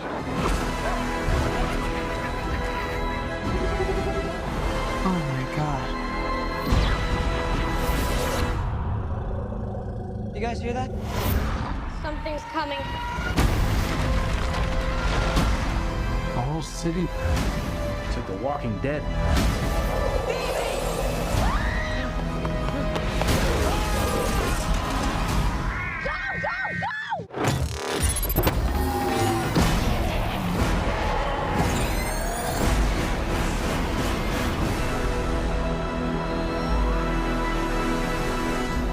Ghostbusters. We're ready to believe you. We're closed. so Looks fun. yeah, dude. You know, a lot of people were talking about this and saying, "Oh, I thought Ghostbusters was a comedy. I didn't think it was supposed to be like that serious." You guys can kiss my ass. That shit looked dope as fuck. Yeah, it should look great. Yeah. And I remember when I was growing up, I watched this cartoon. It was called Ghostbusters Extreme, I believe, was the hold on, let me just confirm this. And Extreme Ghostbusters, that's what it's called. fucking loved it. And it was like about these like one of I forget which one it was, but it was one of the original Ghostbusters. This is animated. One of the original Ghostbusters was like schooling like the new generation of Ghostbusters, and they were all like fucking like troubled teens or like fucking like the jock or like whatever. It was just like it was dope. You know, it had a little bit more serious tone to it, and I liked it. Yeah. But you combine that with a little bit of sprinkle of comedy and shit. I think you got a hit on your hands, and this for sure looks better than the shit that we got with fucking what was it? Melissa McCarthy and that was bad. Yeah, that was oh my god. I tried to watch. I watched precisely 60% of it, and I was like, I can't do it. Yeah, I can't. It's awful. Movie still. I still have a bad taste in my mouth from watching that movie. No, but this looked fun.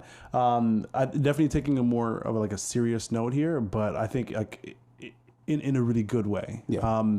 Paul Rudd's in this movie, so you can't mess with him. Like, I feel like even if he tried his hardest, he can't produce he's bad movie. Still just like a funny guy. Yeah. So you know you're gonna get those sprinkles of comedy, but I like the fact that this is taking a little bit of a serious note, and it doesn't take away from the story in any way. Like I think some of the other Ghostbusters movies that we've gotten have focused on like maybe like some of the more like funny, quirky, weird, interesting type of ghosts, but clearly like, or I think reasonably, there would be maybe some that aren't as fun and nice, and this movie may like focus a little bit more on those ghosts, but sprinkling in some of the comedy. Either way, shit looks funny. Look dope, dude. I can't say a bad word about it. Yeah, I would definitely go see this. Yeah, for sure. With that, let's truck on to our next trailer, dude. If we're talking about movies to get me out to the theater, there's 2 movies that coming out this year. There's the Green Knight, which we might go see this week, and then there's Dune. Yeah, I have no interest in this movie, but this trailer may convince me. Yeah, I know you're big on this movie. You watched the first one and you loved it. Okay, anyways, this is the second trailer for it. Loved it. This is the second trailer for it. I must admit, I already watched it. I couldn't. I fucking couldn't wait. I couldn't do it. I couldn't do it. This is gonna be a first time for me. Yeah, I couldn't do it. So everybody knows the story of Dune, except for Rain. So this is a feature adaptation of Frank Herbert's science fiction novel about the son of a noble family entrusted with the protection of the most valuable asset and most vital element in the galaxy. This is directed by the one, the fucking only Denis Villeneuve. Don't know if I pronounce his name right, never do. John Spates is credited with writing along with Villeneuve, as well as Eric Roth, starring Timothy Chalamet, as well as Rebecca Ferguson, Jason Momoa, Oscar Isaac. How are you going to lose with this crew? How, Sway? And it's due out October 22nd of this year. Let's check this out. Let's check Dune out real quick.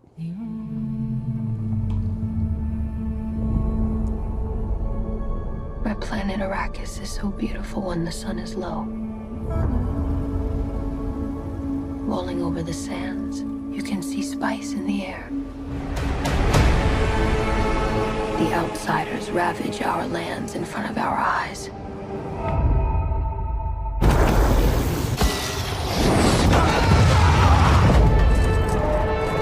Their cruelty to my people is all I've known. What's to become of our world? Paul.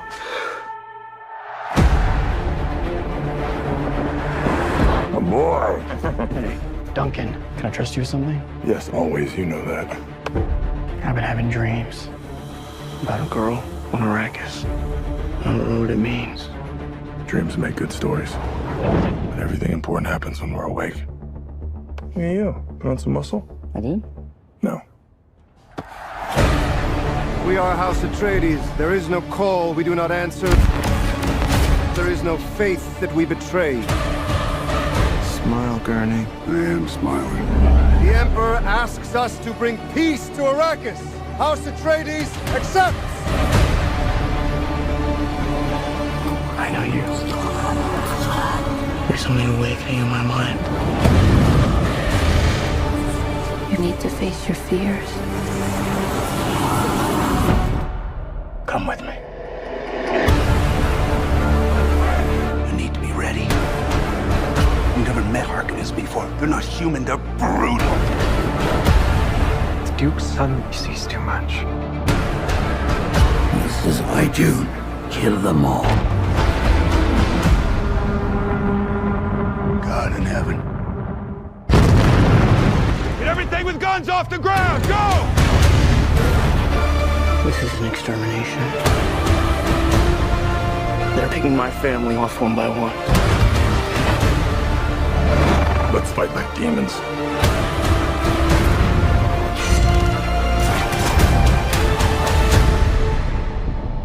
Dad, what if I'm not the future of House Atreides? A great man doesn't seek to lead. He's called to it. But if your answer is no, you'll still be the only thing I ever needed you to be. My son. If anything happens, will you protect Paul? With my life.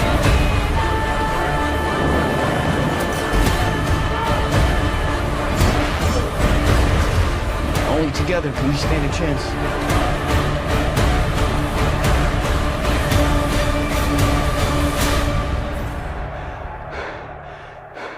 It's time.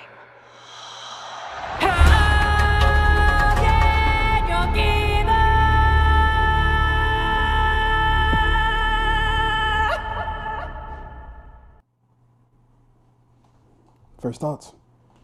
It looks good. Great action. Love the costume design. Love this the setting. Aesthetically, looks stunning. I feel like you could watch this trailer on mute and it will still look good. Still probably sound good, even though you didn't hear anything. Still not really interested in this movie. Okay. Hey, fair enough. Yeah, I don't know what it is about it. I just cast. Fuck the cast. I mean, Josh amazing, Brolin, Dave Bautista, Oscar Isaac, Timothy Chalamet, Rebecca Ferguson, the dude who plays goddamn Harkonnen. He plays a big fat dude, but he's Skarsgård. Bill Skarsgård? William Skarsgård? Does he play a big fat dude, or is he? He's a big playing. fat No, dude? he's playing a big fat dude. But they put this big fat suit on him, and he's supposed to be big and sloppy and shit. Oh, okay, gotcha. I forget what his name is in the movie. I'll find it here in a sec. Yeah, Javier Bardem is in this movie. Yeah, Stellan Skarsgård, who plays Baron Vladimir Harkonnen, which he looks fucking completely different than how he would look otherwise. Dude, fucking stacked cast. And in the arms, in the hands of Denis Villeneuve. Look, did you like Blade Runner 2049? I did. Again, another movie that just looks great, like aesthetically, it's fucking stunning. Yeah, that's the same director. Isn't there another Blade Runner movie or show coming? The original. No, there's like a new, I don't know if it's like an animated series or if there's like a spin-off movie coming. But I have not heard of this, but it might exist. I don't know. I don't know. There's something about this movie where I'm just like, it doesn't excite me. It looks great. Doesn't excite me. Yeah, I feel like usually with my girlfriend where I'll say something you better be careful what you say next. I'll say something and I feel like her response is really just a reaction to how excited or how I reacted to it instead of like that's how she really feels. Like I feel like if you saw this trailer without any sort of pretext, you'd be like, oh, that shit looks dope. I might go see that. It's a fucking action movie. Like with all the fucking cast members, there's nothing you don't like about this movie. You'll go see it. You'll like it. Will I watch this movie? For sure. I'm like 90% sure, 95% sure I'll go see this movie. What else are you going to see? Fucking what? Jolt 2? Is that what we're going to go watch? the prequel, actually. Yeah, the formative years of her fucking kicking people in the balls.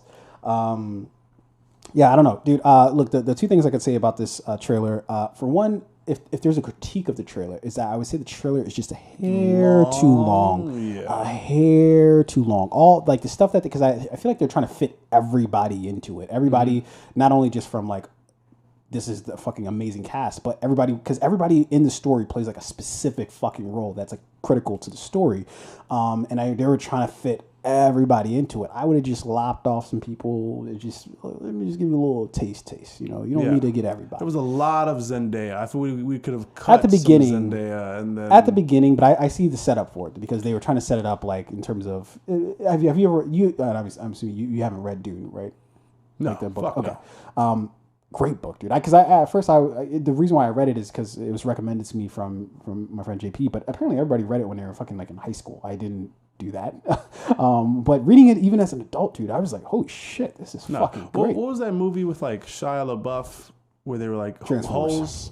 I don't know. It was holes. Yeah, remember that? There was I don't. And then there were like there was like books or something like that. That was and they turned it into the movies that started. I thought that was this. No, those weren't. Yeah, not the same thing. Yeah, very different things. No, yeah, Dune's pretty fucking good. And it's a whole series. Anyways, Dune, it looks fucking amazing, man. And the arms of Denis Villeneuve. Sorry for butchering your name. I always do. Isn't it just like Villanueva? It might be. I've heard it pronounced either way. I have not gone out of my way to make sure I pronounce it correctly. My apologies ahead of time.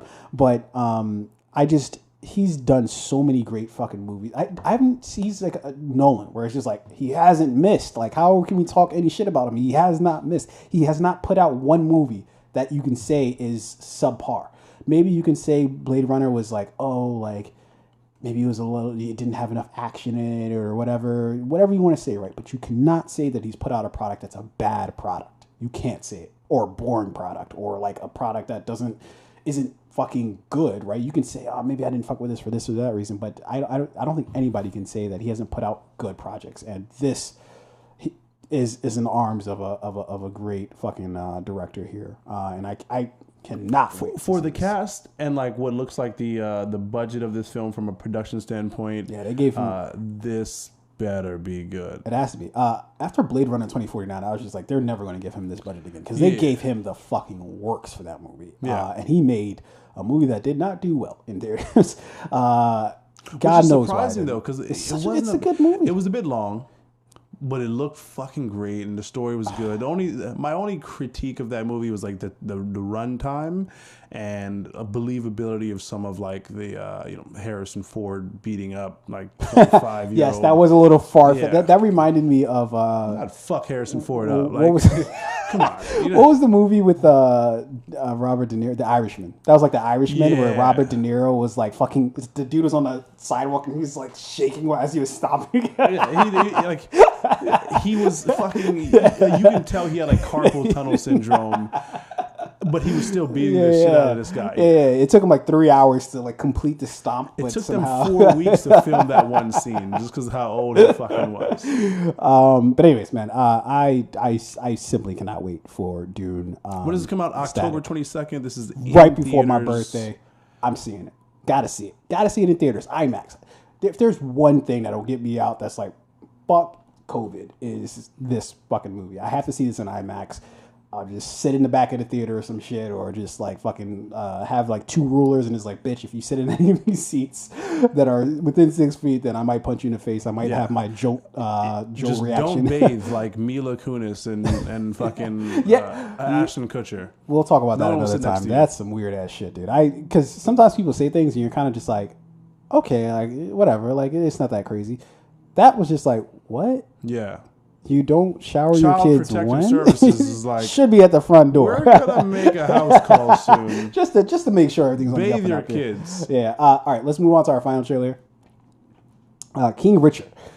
This just came out today, man. Looks interesting. I don't know that much about this project, I'll be honest. I've just been hearing that it's going to come out, but I just have not. I don't know really too much about it. I just know obviously it has Will Smith in it. So give you a quick synopsis. This is a look at look at how tennis superstars Venus and Serena Williams became who they are after the coaching from their father, Richard Williams. This is directed by Ronaldo Marcus Green, written by Zach Balin, and stars, of course, Will Smith, John Bernthal, Dylan McDermott, and Susie Abermite. And is due out November 19th of this particular year. To the trailer we go. What's going on? Everybody okay? They got a call, said there was trouble in the house. Oh, okay. Yeah. Okay. You all need to look around? It's a little wet for practice, don't you think? Don't the girls have schoolwork to do?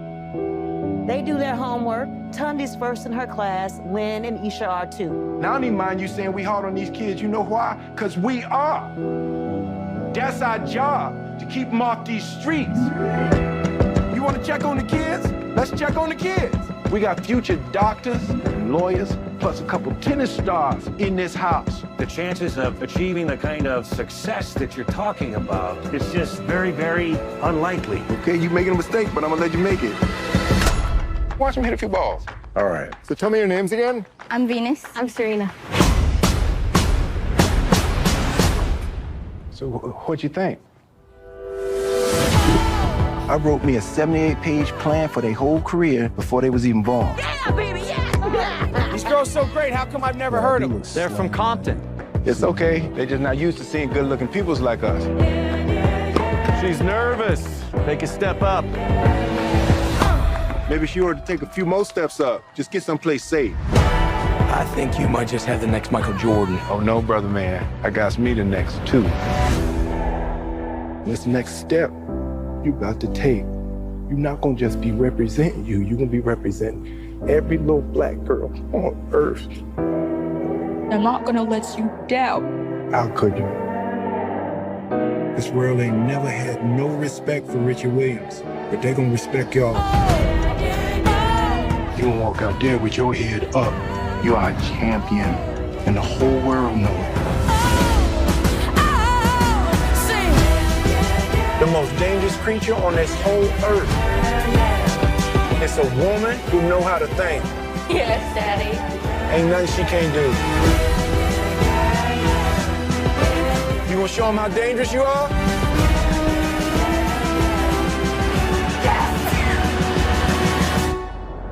Venus and Serena gonna shake up this world. Venus Williams, who is your best friend? You, Daddy. Serena Williams, who is your best friend? Venus. Then you. That's Then you. After unbelievable. Venus. Yeah, I fuck with it. I like it. I fuck with it. How did you not? Yeah, I mean, it's hard to come out of a fucking trailer with Will Smith playing Venus and Serena's dad, Richard, and be like, nah, that was trash. Yeah. You're not going to miss with that one. One, we know this is based on a real life story, right? Is it? Yeah, what?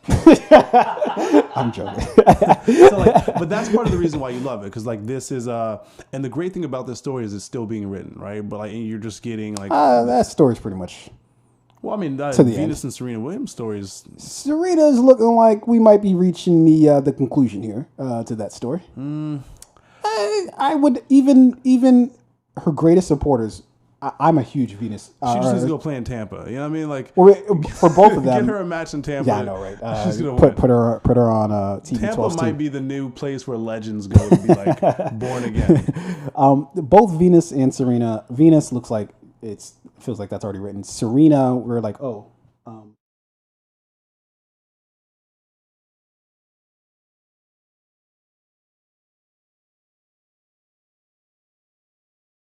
We're recording.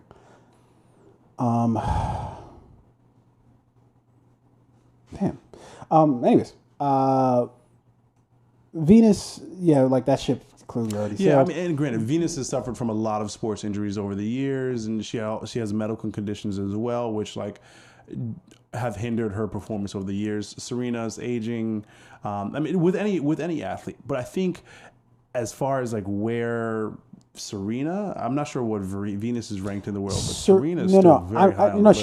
She's still highly ranked. What I'm saying is like seeing her in these, especially in these majors, take these like pretty like stunning losses, but like they've been, and it happens every now and then with like, especially in tennis, it's like you could just have a nice fucking day, right? Yeah. Or somebody could have a bad day, right?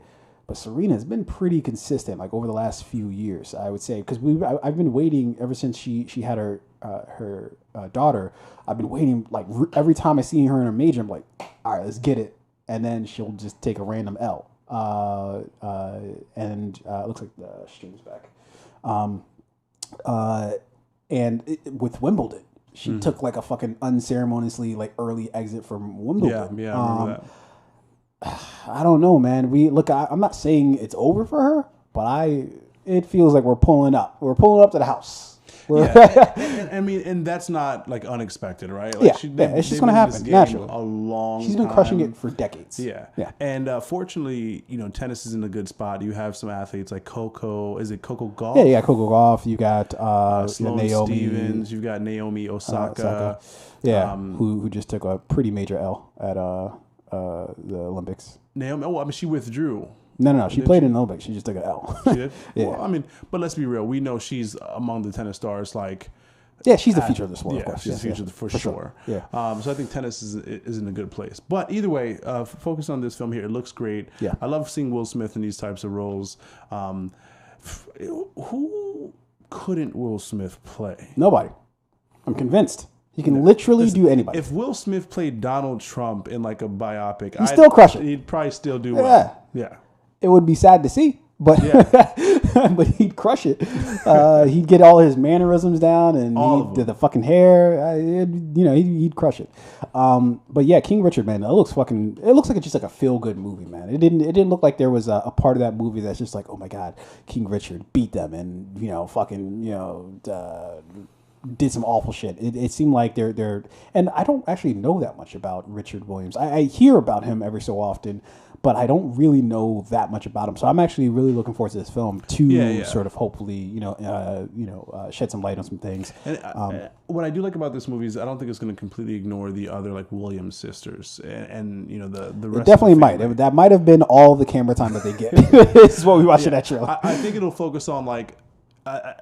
I have the feeling that this will be a movie that focuses very much on like the Williams family, highlighting Serena and Venus obviously, but like the family and like where they come from and like what they've had to like overcome, still from like the lens or perspective of like, all right, we're telling Venus and Serena the story, through Richard's eyes in a way.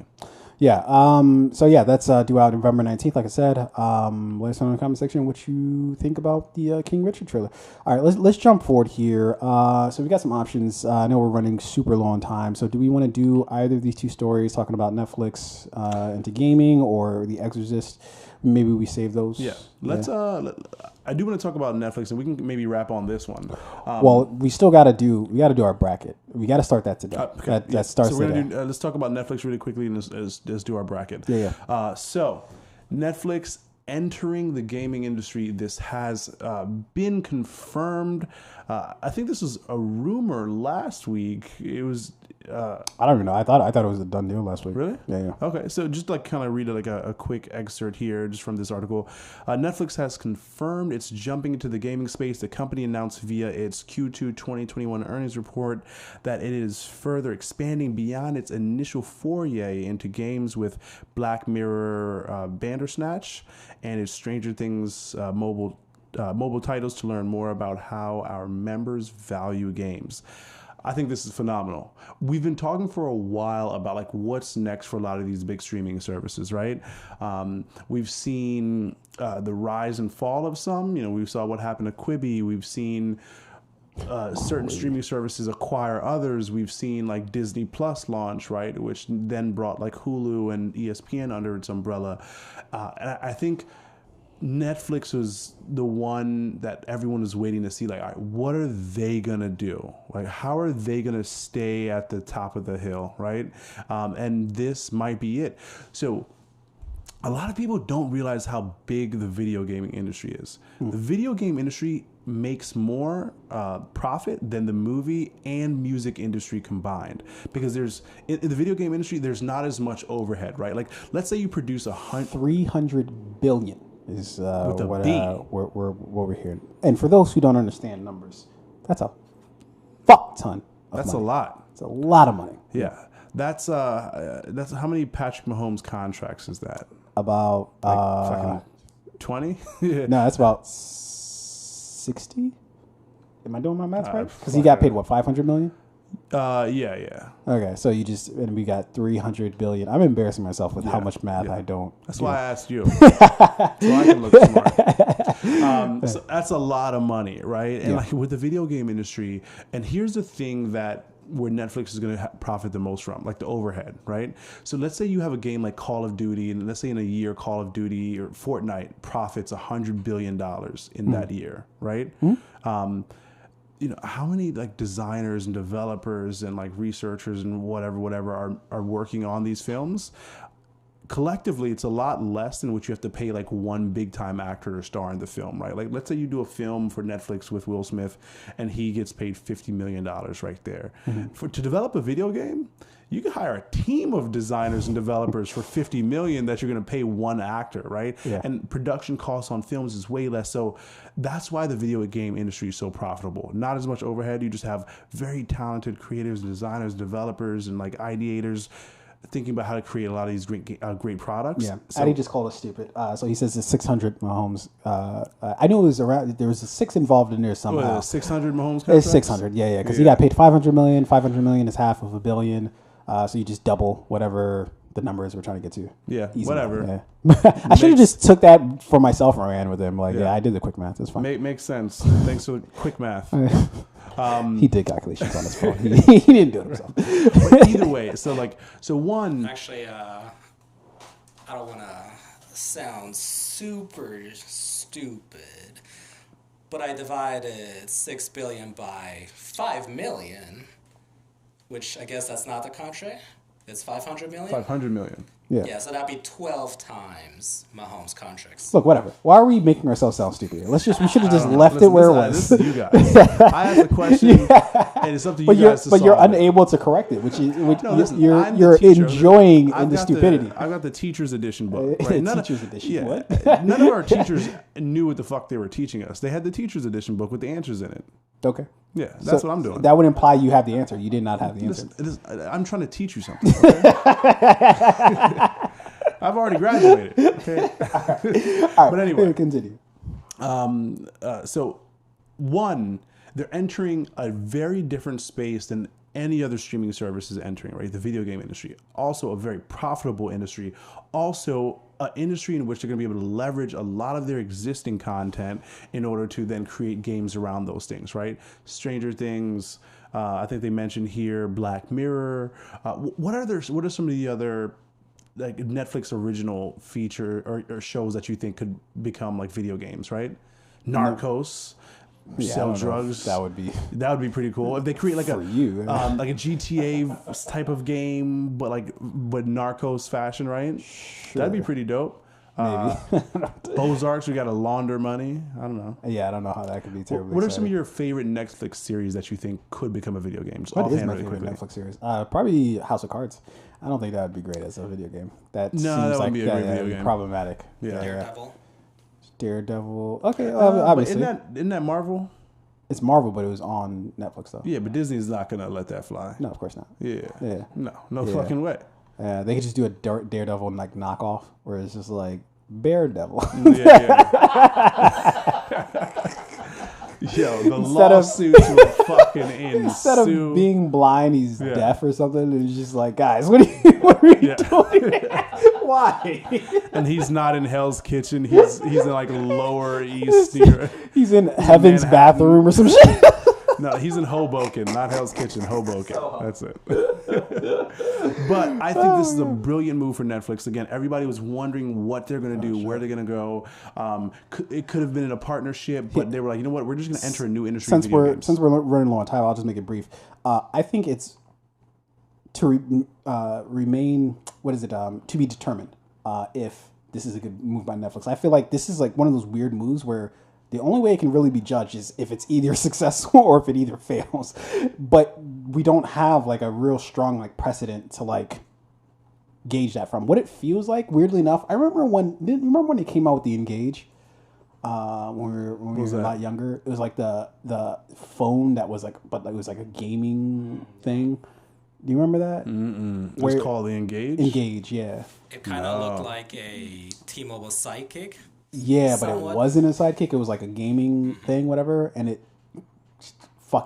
I even got one because I was like, oh, this shit is dope. Got it. And it was utter trash, right? That's what this kind of feels like, where it's just like you got a cell phone company trying to really sort of like get into the gaming, but it's not like, oh, you can just buy the phone on your the game on your phone. It was like, this is an actual gaming system, basically, from a cell phone company.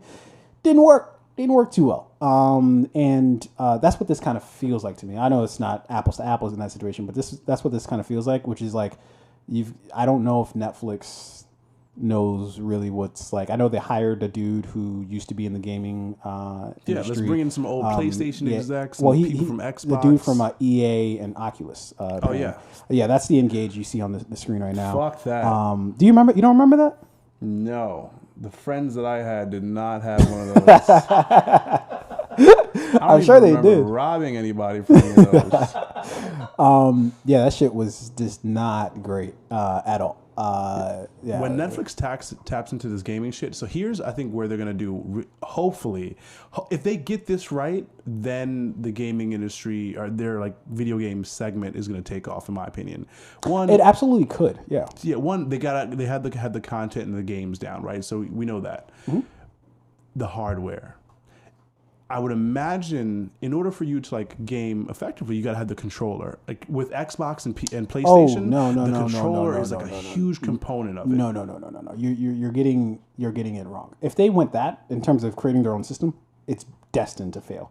Xbox and fucking PlayStation and Nintendo. What are you talking about? Just the controller. Why do they need a controller?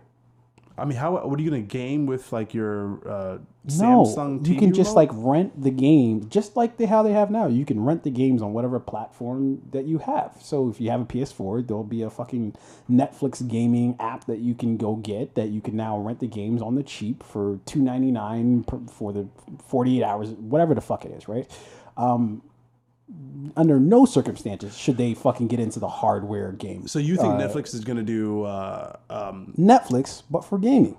I think they are going to create it so that you can game directly from like Netflix's platform, like with independent of like a PlayStation or Xbox. Like you can just like there's like. Why would they do that? That market is already doing $300 fucking million. What part of it do you think you're going to like innovate or change or do different? Or as Netflix, when you know that's not like your fucking wheelhouse, it keeps like people on your platform, right? Like if I'm Netflix, what are you talking about? We've got about? these 10 games you can play on the Netflix app, and you can like buy like the Netflix like remote. Why would I do that? If I don't, it's pretty dope. It's called creating new product streams. Sounds stupid. No, you're missing it. They're entering into it via the phone games. So it's going to be downloadable from the App Store. Well, no, but how is that different from what I'm saying in terms of like it's going to be something that you can download? Like whether it's and you might be right, phones compared to like PS4 or Xbox, right? But that's consistent with what I'm saying, which is it's going to be a downloadable thing that you can download, and then you'll be able to either rent or buy or whatever the hell it is, games from that platform or from that app versus having some sort of hardware thing that you got to go buy. It's like, dude, like we've already tried. Other things have tried to like replace PS4, and what they really want to do is capture like the like the Minecraft or the what are some games that people play on phones? Like what is it? What is it? Fucking Angry Birds. I know that's like passe, but those type of things. Yeah. They want to. That's what they're trying 2K, to. Like, I think 2K is a big game, like mobile game that people play. Yeah, is it though? 2K really? Like basketball? Yeah. It's one of like Apple's in the Apple Arcade, one of their like biggest games. Weird. 2K. Yeah. People play that shit on their like what are they fucking squinting to shoot the basket. Nigga, shoot it today. That's confusing. Bro. All I'm doing is pulling up from the 3-pointer. Like, there's nothing else you can do. I'm playing on my phone, I can't drive to the lane efficiently. Yeah. Fucking going out of bounds and shit. Like what the fuck? Court, I'm pulling up. But anyways, who knows if they're going to be successful or not? I think that this will either go down as like one of those moves. Is like, oh, this is a fucking genius level move, or what the fuck were they thinking? The trouble is, I feel like it's not something that you can. I don't think you can predict what's going to happen here. Yeah. I think that just like the movie industry, where they changed the game in terms of just how shit operated. But the problem is with this, they're like super late, like not just late, but like super late, right? So it's unpredictable how this thing. If I had my guess, I would say nah, they're already too late to the game, but. I'm not going to underestimate Netflix because it seems like all that they touch, at least most of what they touch, turns into gold. Aside from, when they tried to split up when they tried to make you pay separately for the DVD shit. Was it? Do I have that correct, Addy? When they tried to like what did they try to do? They try to like split it up. Essentially, they tried to create two different businesses out of one company, one mail-in service, completely separate. You pay monthly. Yeah. And they lost millions. Yeah, nobody was on that shit. Yeah.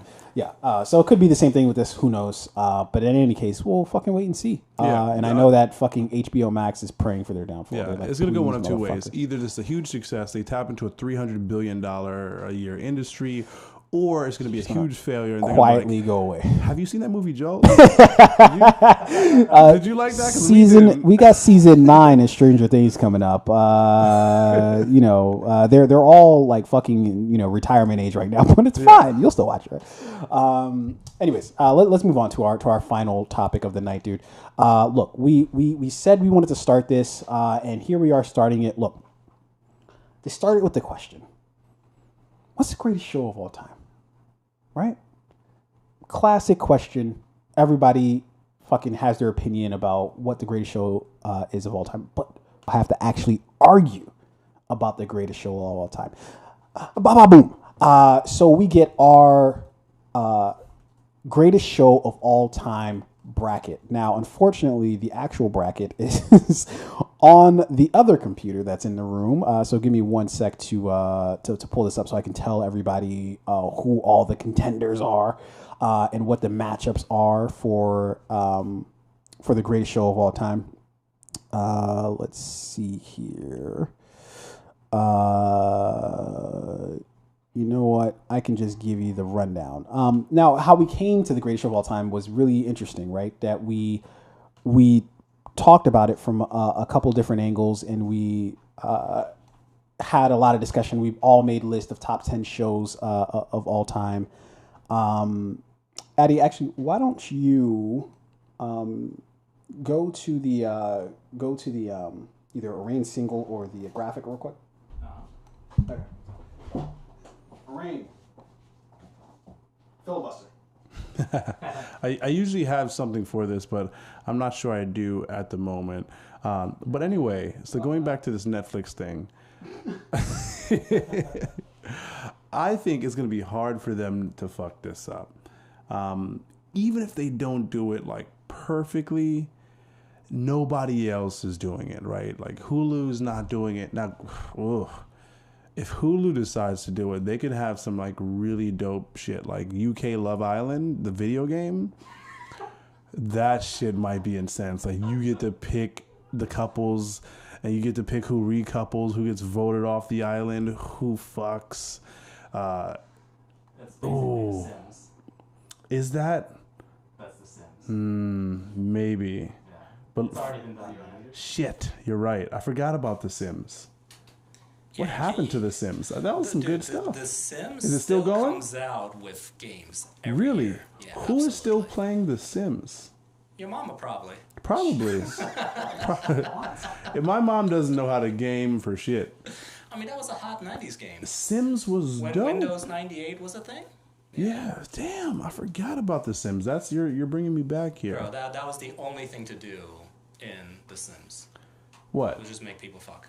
Yeah, true. See, I was outside too much to like play The Sims. It was like a computer game at that point, right? What happened with The Sims was it aided to today's woke culture in a good way, because everybody started mixing races in that game. Different nationalities were banging. You know, it's a good world. Yeah. Oh yeah, I could see how people still bang. I can see how white Americans were probably like, "No, we don't know if this game incorporates American values." That's whatever. That's what older white people say when they're like, "Yo, we don't like this diversity shit." They're like, "Well, our American values." What does that mean, Martha? We fucking know. But anyway, why is the name Martha? Yeah. So let me pull this up here. My apologies. Okay. Damn, dude. So I think we what show are you representing today? No, well, Jesus Christ. Uh-oh.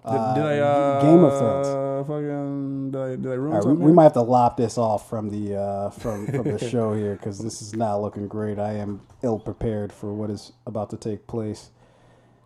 I thought it would be easy to pull this up, but this is looking very difficult. Here we go. Okay, never mind. I saved the day. Okay, so we have the greatest show of all time. It's very much always discussed, right? What's the greatest show of all time? What are the shows that usually get mentioned? Breaking Bad, The Sopranos, The Wire, get mentioned, right? But what does it actually look like if these shows faced off in a fucking single elimination bracket, winner take all type of situation? We need to fucking get to the bottom. Who is exactly the greatest show of all time? And we're going to argue that exact fact. So we have a list. Exact fact. Exact fact. I don't know where that came from, but it came from somewhere. So we have our bracket here, and I wish maybe I can send this to Addie. I don't know, but we can put the bracket up on the board. Yeah, just email it to me. Yeah, I'll go ahead and email this to you. But who's currently on that bracket is the number 1 seed right now, The Office. The number 2 seed, hold on here. The number 2 seed is, of course, The Wire. The number 3 seed is The Sopranos. The number 4 seed is Mad Men. The number 5 seed, Friends. Number 6 seed, Breaking Bad. Number 7 seed, Fresh Prince. Because I thought did we change that now?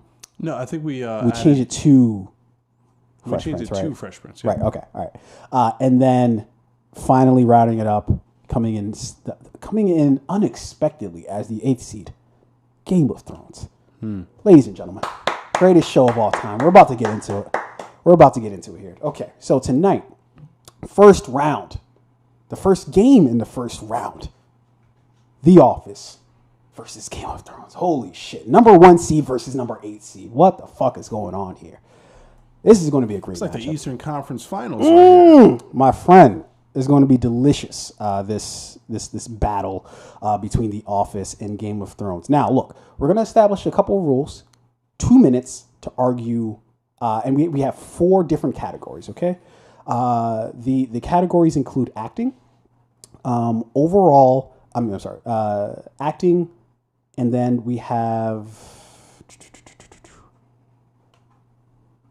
acting, character development, overall story, and then we just have a wild card that we're going to change around with each game, right? Or each matchup that takes place.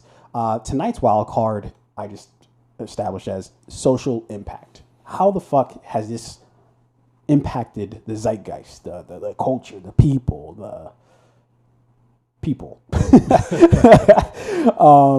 and so that's what we're going to be arguing tonight. We're going to have 2 minutes per category, right? So for acting, we'll have 2 minutes to argue our side from either side, yada yada. At the end of all this, next week we're going to come back and announce who the winner is. Now, how we come to the winner is we have our colleagues Addie as well as Sergio, who are going to be 2 of the judges and rate our arguments.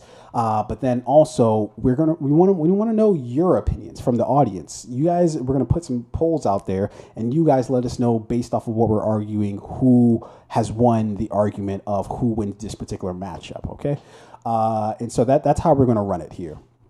And so, yeah, with that, I don't think we have any further ado. Addie, there is a bell in the audio section of the setup here that you can ring to either start the round or end the round. And so, or, if somebody's going on for 2 minutes, you can keep track of it. And if they're going overtime, then you can ring the bell. So yeah, with all that being said, I think we might be good to go. What say you, my friend? There we go. I like it. And Addie, this is coming to your live account. No, I'm waiting for it. Yeah, it is indeed sent. Okay. So my friend, let's begin. Who's on the clock first? Addie, I'll leave it up to you. Who goes first in this situation? I'm arguing for Game of Thrones, and Arain is arguing for The Office. Ugh. Who wants that to win? Ooh, I like this. I like this. Listen. Okay, so we're starting off with the acting category. Now, Arain, I know this is hard for you to accept. We've got 2 minutes to argue this, okay? Listen. 2 minutes. All You're I very need is long-winded. 1 minute and 59 That's seconds. okay. Hey, Ray, you gotta listen for the bell. Yeah. Start and end, all right? You ready? Yes. Do it. So here is why in this particular matchup, The Office is the clear winner here. We have to look at the quality of actors that have been featured on this film. We've got Steve Carell. It's a show to start off with. TV show, who since being featured on The Office has gone on to have a stellar career in Hollywood. Most recently on one of a show that you and I both enjoyed, the morning show on Apple TV. John Krasinski, Rainn Wilson's character as Dwight Schrute. I mean, one of the most iconic characters in TV history. We've got I mean, not to mention the features that we have on this show. Idris Elba, Ellie Kemper, who was in some hot shit recently. Maybe not mention her. I don't know. Craig Robinson, and one of my favorite actors from another show that's on TV, The Blacklist. We've got he plays take that off the Robert screen. California. First. What is? Damn, how do I forget his name? I love this guy. Oh, Spader? James Spader. James Spader, yeah. Is it James Spader? Yeah. So I think when you look at like the cast, right? Overall, there's so much immense talent here that not only have these people played some of the most iconic characters on TV that we've known and loved for many, many, many years. These actors have gone on to have stellar careers outside of this TV series, which only continues to elevate the show. Cool. Okay, so all of that was utter nonsense. All you really did was Mindy just... Kaling. But you're on the clock. I don't know what that was supposed to mean, but okay. Great actress. Okay. So You still look, have 30 seconds. that's fine. He doesn't need it, right? I rescind my time. Okay. You rescind your time. Okay. Tunde. Cool. So look, how do we technically gauge if somebody's having a good acting or if a show has good acting, right? The only way to really gauge that, unfortunately, as much as I might fucking hate them, are award shows, right? So forget the actual show, right? How many awards the actual show has won. How many awards have the individual actors on the show, how many awards have they won individually? And not for any other shows, but for that specific show. Guess how many it is for the for Game of Thrones? 56. 56 awards individually that they've won for this specific show. Peter Dinklage won Primetime Emmy Awards for Outstanding Supporting Actor in a Drama Series a record 4 times. My dudes are setting records over here, okay? But not only that, Jack Gleason, who played Joffrey Baratheon, right? Number 4 all time on Rolling Stone's top 40 list of hated characters or villains of all time. So when you want to talk about acting, I don't think I need to say much more than that. 56 awards between them for Game of Thrones, right? I rescind my time as well. I don't need much more to argue about. My dudes have hardware behind them. Next topic. Feeling the heat? That was from an all-white Academy Awards. Yeah, no. Idris Elba was like, damn, wasn't I in The Office? Don't I deserve one? Okay, the next topic is character development. So, one of the things that... who's on the clock? Yeah, wait for that bell. You know, I just like to take these things and run with it. Boom.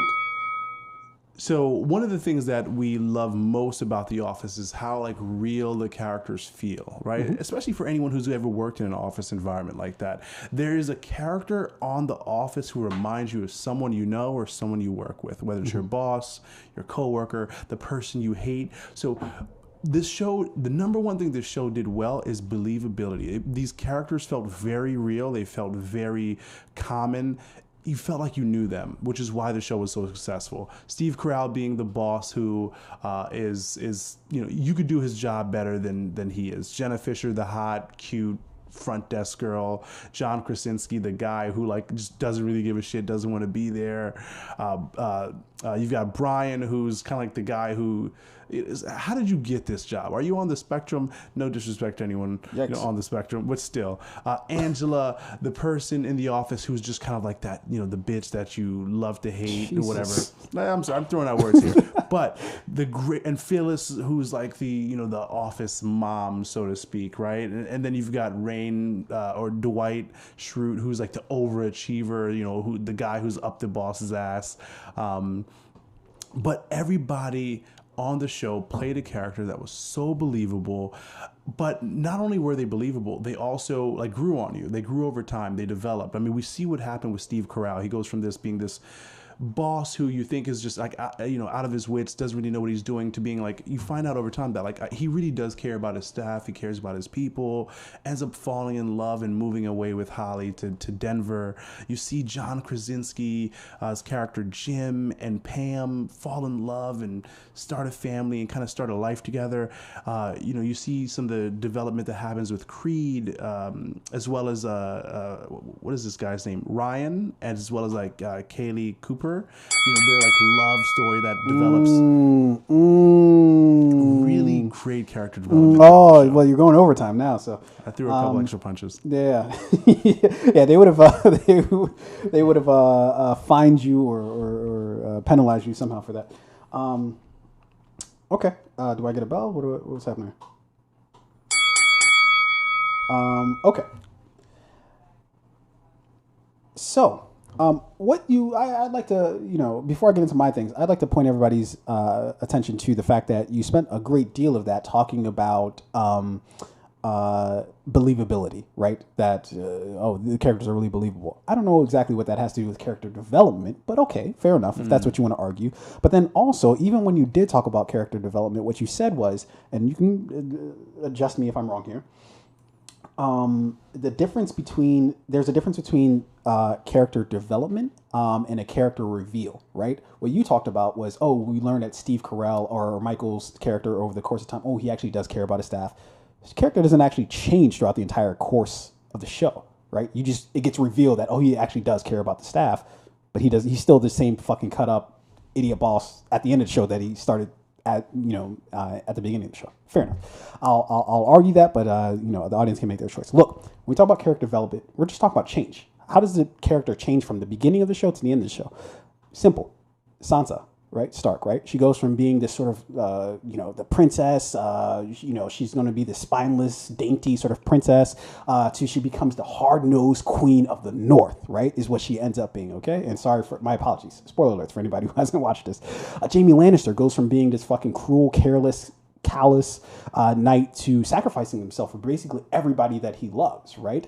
Doing everything for everybody else. From Brienne Tarth, Cersei, everybody. He does everything for everybody else. Character change, right?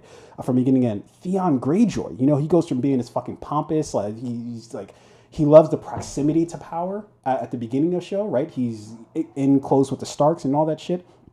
And then by the end of the show, he doesn't fucking want anything to do with power, right? In fact, he's doing his best to stay out of power. That he could go over and take over for the Greyjoys, but he's like, fuck that shit. Boom, don't need any more time. Perfect. Catch up, Moraine. I don't think I told you. Catch up. I don't think you really made a point. Good. I did make a point. I see. I see. That development though. Overall story. No, I think you took the L in that round. You can say it, but it doesn't mean it's true. And you see, I'm a counterpuncher. Wait, who's on the clock? Am I? You? Yes. Right Jesus, Wait, this guy's dizzy. But you can't just fucking start the bell. So what are we on? Now we're talking about the overall story. That's right. Yeah.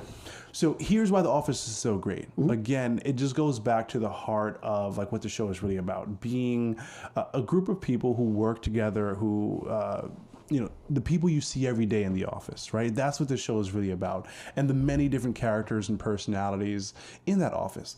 And the reason why people like this show is it's so relatable. It feels very common. Again, whether you work in an office setting like this and you have people, in the office that remind you of these characters, or these could be your friends, your family members, whatever it may be. The overall story here is just so relatable. It's so believable, and the number one thing, it's funny. There's a reason why this is one of the most watched shows on Netflix, on any streaming service globally, because people resonate with this show. They enjoy the comedy, and there's something just wholesome and believable about this story. And not to mention great characters, and you see, being able to watch these characters develop over time. You already lost the last round. There's no reason to go back, but okay. I just had to signal the win there. Oh, okay. I see. Is it? Am I good? Should I start? What's happening here? Boom. Okay. Look, when we talk about a show like Game of Thrones, look, there's on the face, it's just a geopolitical story from like fucking what I guess is passes for old England, right, or old European fucking warfare or some shit, right? So that's really sort of the face of the show. But what is the show really about? The heart of the show, Game of Thrones, what it's really about, simple question.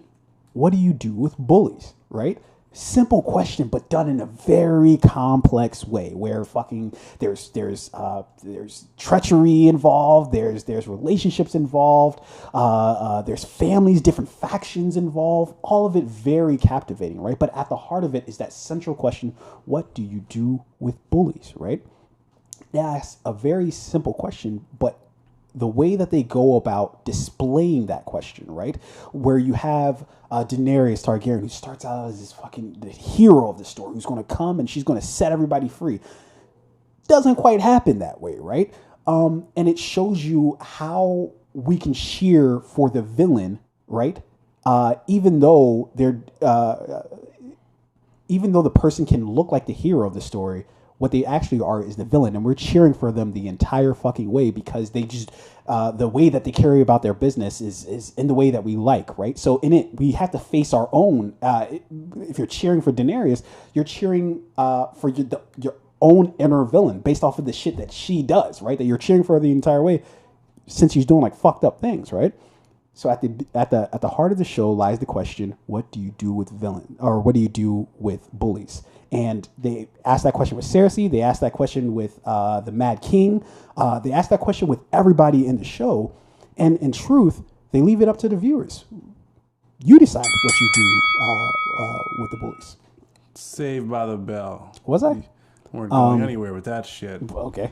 Making snarky comments after the fact doesn't mean you actually won the argument. That's just you trying to save face. The jury did not hear. Oh, okay. So I in no way swayed the jury's decision. Fair enough. The next round, wild card. Social impact. One of the most quotable shows of all time. For sure. Easily. For sure. The Office. Mm-hmm. Easily. I'm just gonna run through the quotes. A few here. You're gonna do that. That's your. Yeah.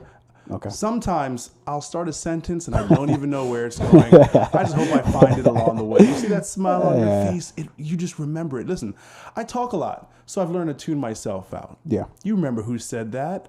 I'm not going to do it, but like, no, God, no. You remember that. One of the Office memes are some of the best memes on the interwebs, on Twitter world, as O.J. Simpson would say. So when we talk about social impact of the show, again, going back to why this is the better show, it's relatable, it's believable, it's funny, and there's nothing that resonates more with people, especially when you're talking about connecting people, right, than humor. And in The Office, there's so many different people, so many different personalities, and they're all connected through sharing this very like real experience through a lens of humor, not to mention the fact that, so many amazing and funny quotable moments. You remember Prison Mike? You remember Prison Mike? Who doesn't remember Prison Mike? The worst thing about prison was the Dementors. I don't remember that. I don't know why I went for that one. Anyway, social impact. Like this is one of the syndicated in like what fucking 1,000 countries worldwide. The longest, I believe in 2020 it was the most streamed TV show, fucking on streaming. The Office. Yeah. I'm sorry. Are you done? That's it. I rescind my time. Listen, you can have my extra 15 seconds. Fair enough. Okay. Well, I'll wait for the bell before I begin. Okay. Boom. Okay. So while you just did all of that cute stuff, okay, what I will opt to go with is hardcore numbers. Okay. Look, in the seventh season for the show, they regularly drew in 10 million viewers. For those people who aren't initiated, that's a lot of fucking people to watch one single fucking show at any given time. 10 million people struggle to fucking get 1 million people to watch their show, let alone 10 million people in a season. Sheesh. As Faye would say, sheesh, right? With millions of people who watched, and that's with people watching the show illegally too, right? So on top of the people who fucking are getting it for free somehow, 10 million people actually tuned in to fucking, they paid money to watch the show. Okay. If that doesn't fucking draw your attention, 19.3 million people watched the finale. Let me state that again. 19.3 million people watched the finale. That's almost 20 million people at a single point in time were all glued to their televisions watching a fucking show. That's insane. Okay? And look, if you want to talk about sayings, I feel like there were a few quotable moments from Game of Thrones. In fact, they were sayings for each one of their houses. The North remembers. What is dead may never die. A Lannister always pays his debts. And one of my favorites, it wasn't even in English, right? It was in fucking a made-up language. All men must die. All men are going to die sooner or later. I guess there's some Vala de Jores, Vala Megores, right? Is how it went, right? All men must die, all men must serve. That's the actual quote, right? So if you want to talk about quotables, there are a few quotable moments from Game of Thrones as well. I remember for like a month after the series finale, I was saying that shit all over the place. Vala Megores, Vala Majades. Woo! Under the bell. That was okay. You know you liked it. You're about to start saying it too. Oh, man, sir. I'm glad you threw some numbers out there because The Office did have 57 billion minutes of viewership in 2020, but, hey. Yeah, that's repeat. I'm talking about live. I'm talking about when it was happening. Sure, over the course of an entire pandemic year. I'm sorry, not everyone can afford HBO. Can everybody afford either Netflix or Peacock, whenever that shit was? Cheaper than HBO, you elitist Americans, scumbags. Actually, HBO is $15 a month, and Netflix is $12, so $3 cheaper. Using someone's username and password. Oh, well, fair enough. Okay, I can't talk to you about cheating, but okay. I'm sorry. What were you about to say? Yeah, one correction, Arain. There's not 1,000 countries in the world; it's 195, and Office is only syndicated in 8 countries. Well, you're talking about fact in this check. I'm talking about. I'm talking about in the 12 universes. Okay. Yeah, look! Don't feel bad because I think I did butcher the saying for the Valerian, but it was all men must die, all men must serve. But I forget it was Vala de Jores and Valar de Mejores or something like that. Anyways, whatever. I still won, so I don't care. We'll let the viewers decide. Yeah, we do. We should not lead the witness. Look, let us know either in the comment section or we'll put a poll out to let us know. We'll probably put that out on IG or something like that. I don't know. We'll figure it out. But either way, man, that was fun. I enjoyed that. I enjoyed the quick. I'm glad I put a time limit. Otherwise, we'd have been here for an hour. We put a timer on that. Yeah. So we will decide the fate of these few particular shows. But next week, I don't know why my voice cracked when I'm saying that, but it did. I'm not running from that fact. Next week we will be discussing. Why am I stuttering all of a sudden? I feel like I didn't get my iron today or vitamins today, maybe, and I'm just I'm running short here on. Have enough protein? Electrolytes or something? I don't know. So next week we got a fantastic matchup. We got the number 4 seed versus the number 5 seed. Mad Men versus Friends. What an interesting matchup That's an interesting matchup. That's a very good one. Different styles, much like Game of Thrones and The Office. Different styles. Yeah, it's a very good one. Kind of comparable. We'll check that out. But ladies and gentlemen, that is our time for today. We are rescinding our time, as Rain stated. As Maxine she says, I am reclaiming my time. That's her thing. Yeah, you're right. You're right. Jesus Christ. Sounded good. You could have let me live with that one. And that's for the opposite thing, where you're continuing to talk instead of stopping to talk. But anyways, what would we be if we didn't ignore facts here on the Faith Podcast? With all that said, ladies and gentlemen, we appreciate you. We love you. The fact that you guys watch, you guys fuck with us, but also hit that like button, hit that subscribe button, hit that. With all that being said, are we just going to the graphic, or is outro playing? There we go. With that being said, ladies and gentlemen, I'm listening to myself at the same time. What the usual protocol? Fade out. Peace out. You couldn't get that. You couldn't get that down. No, I couldn't.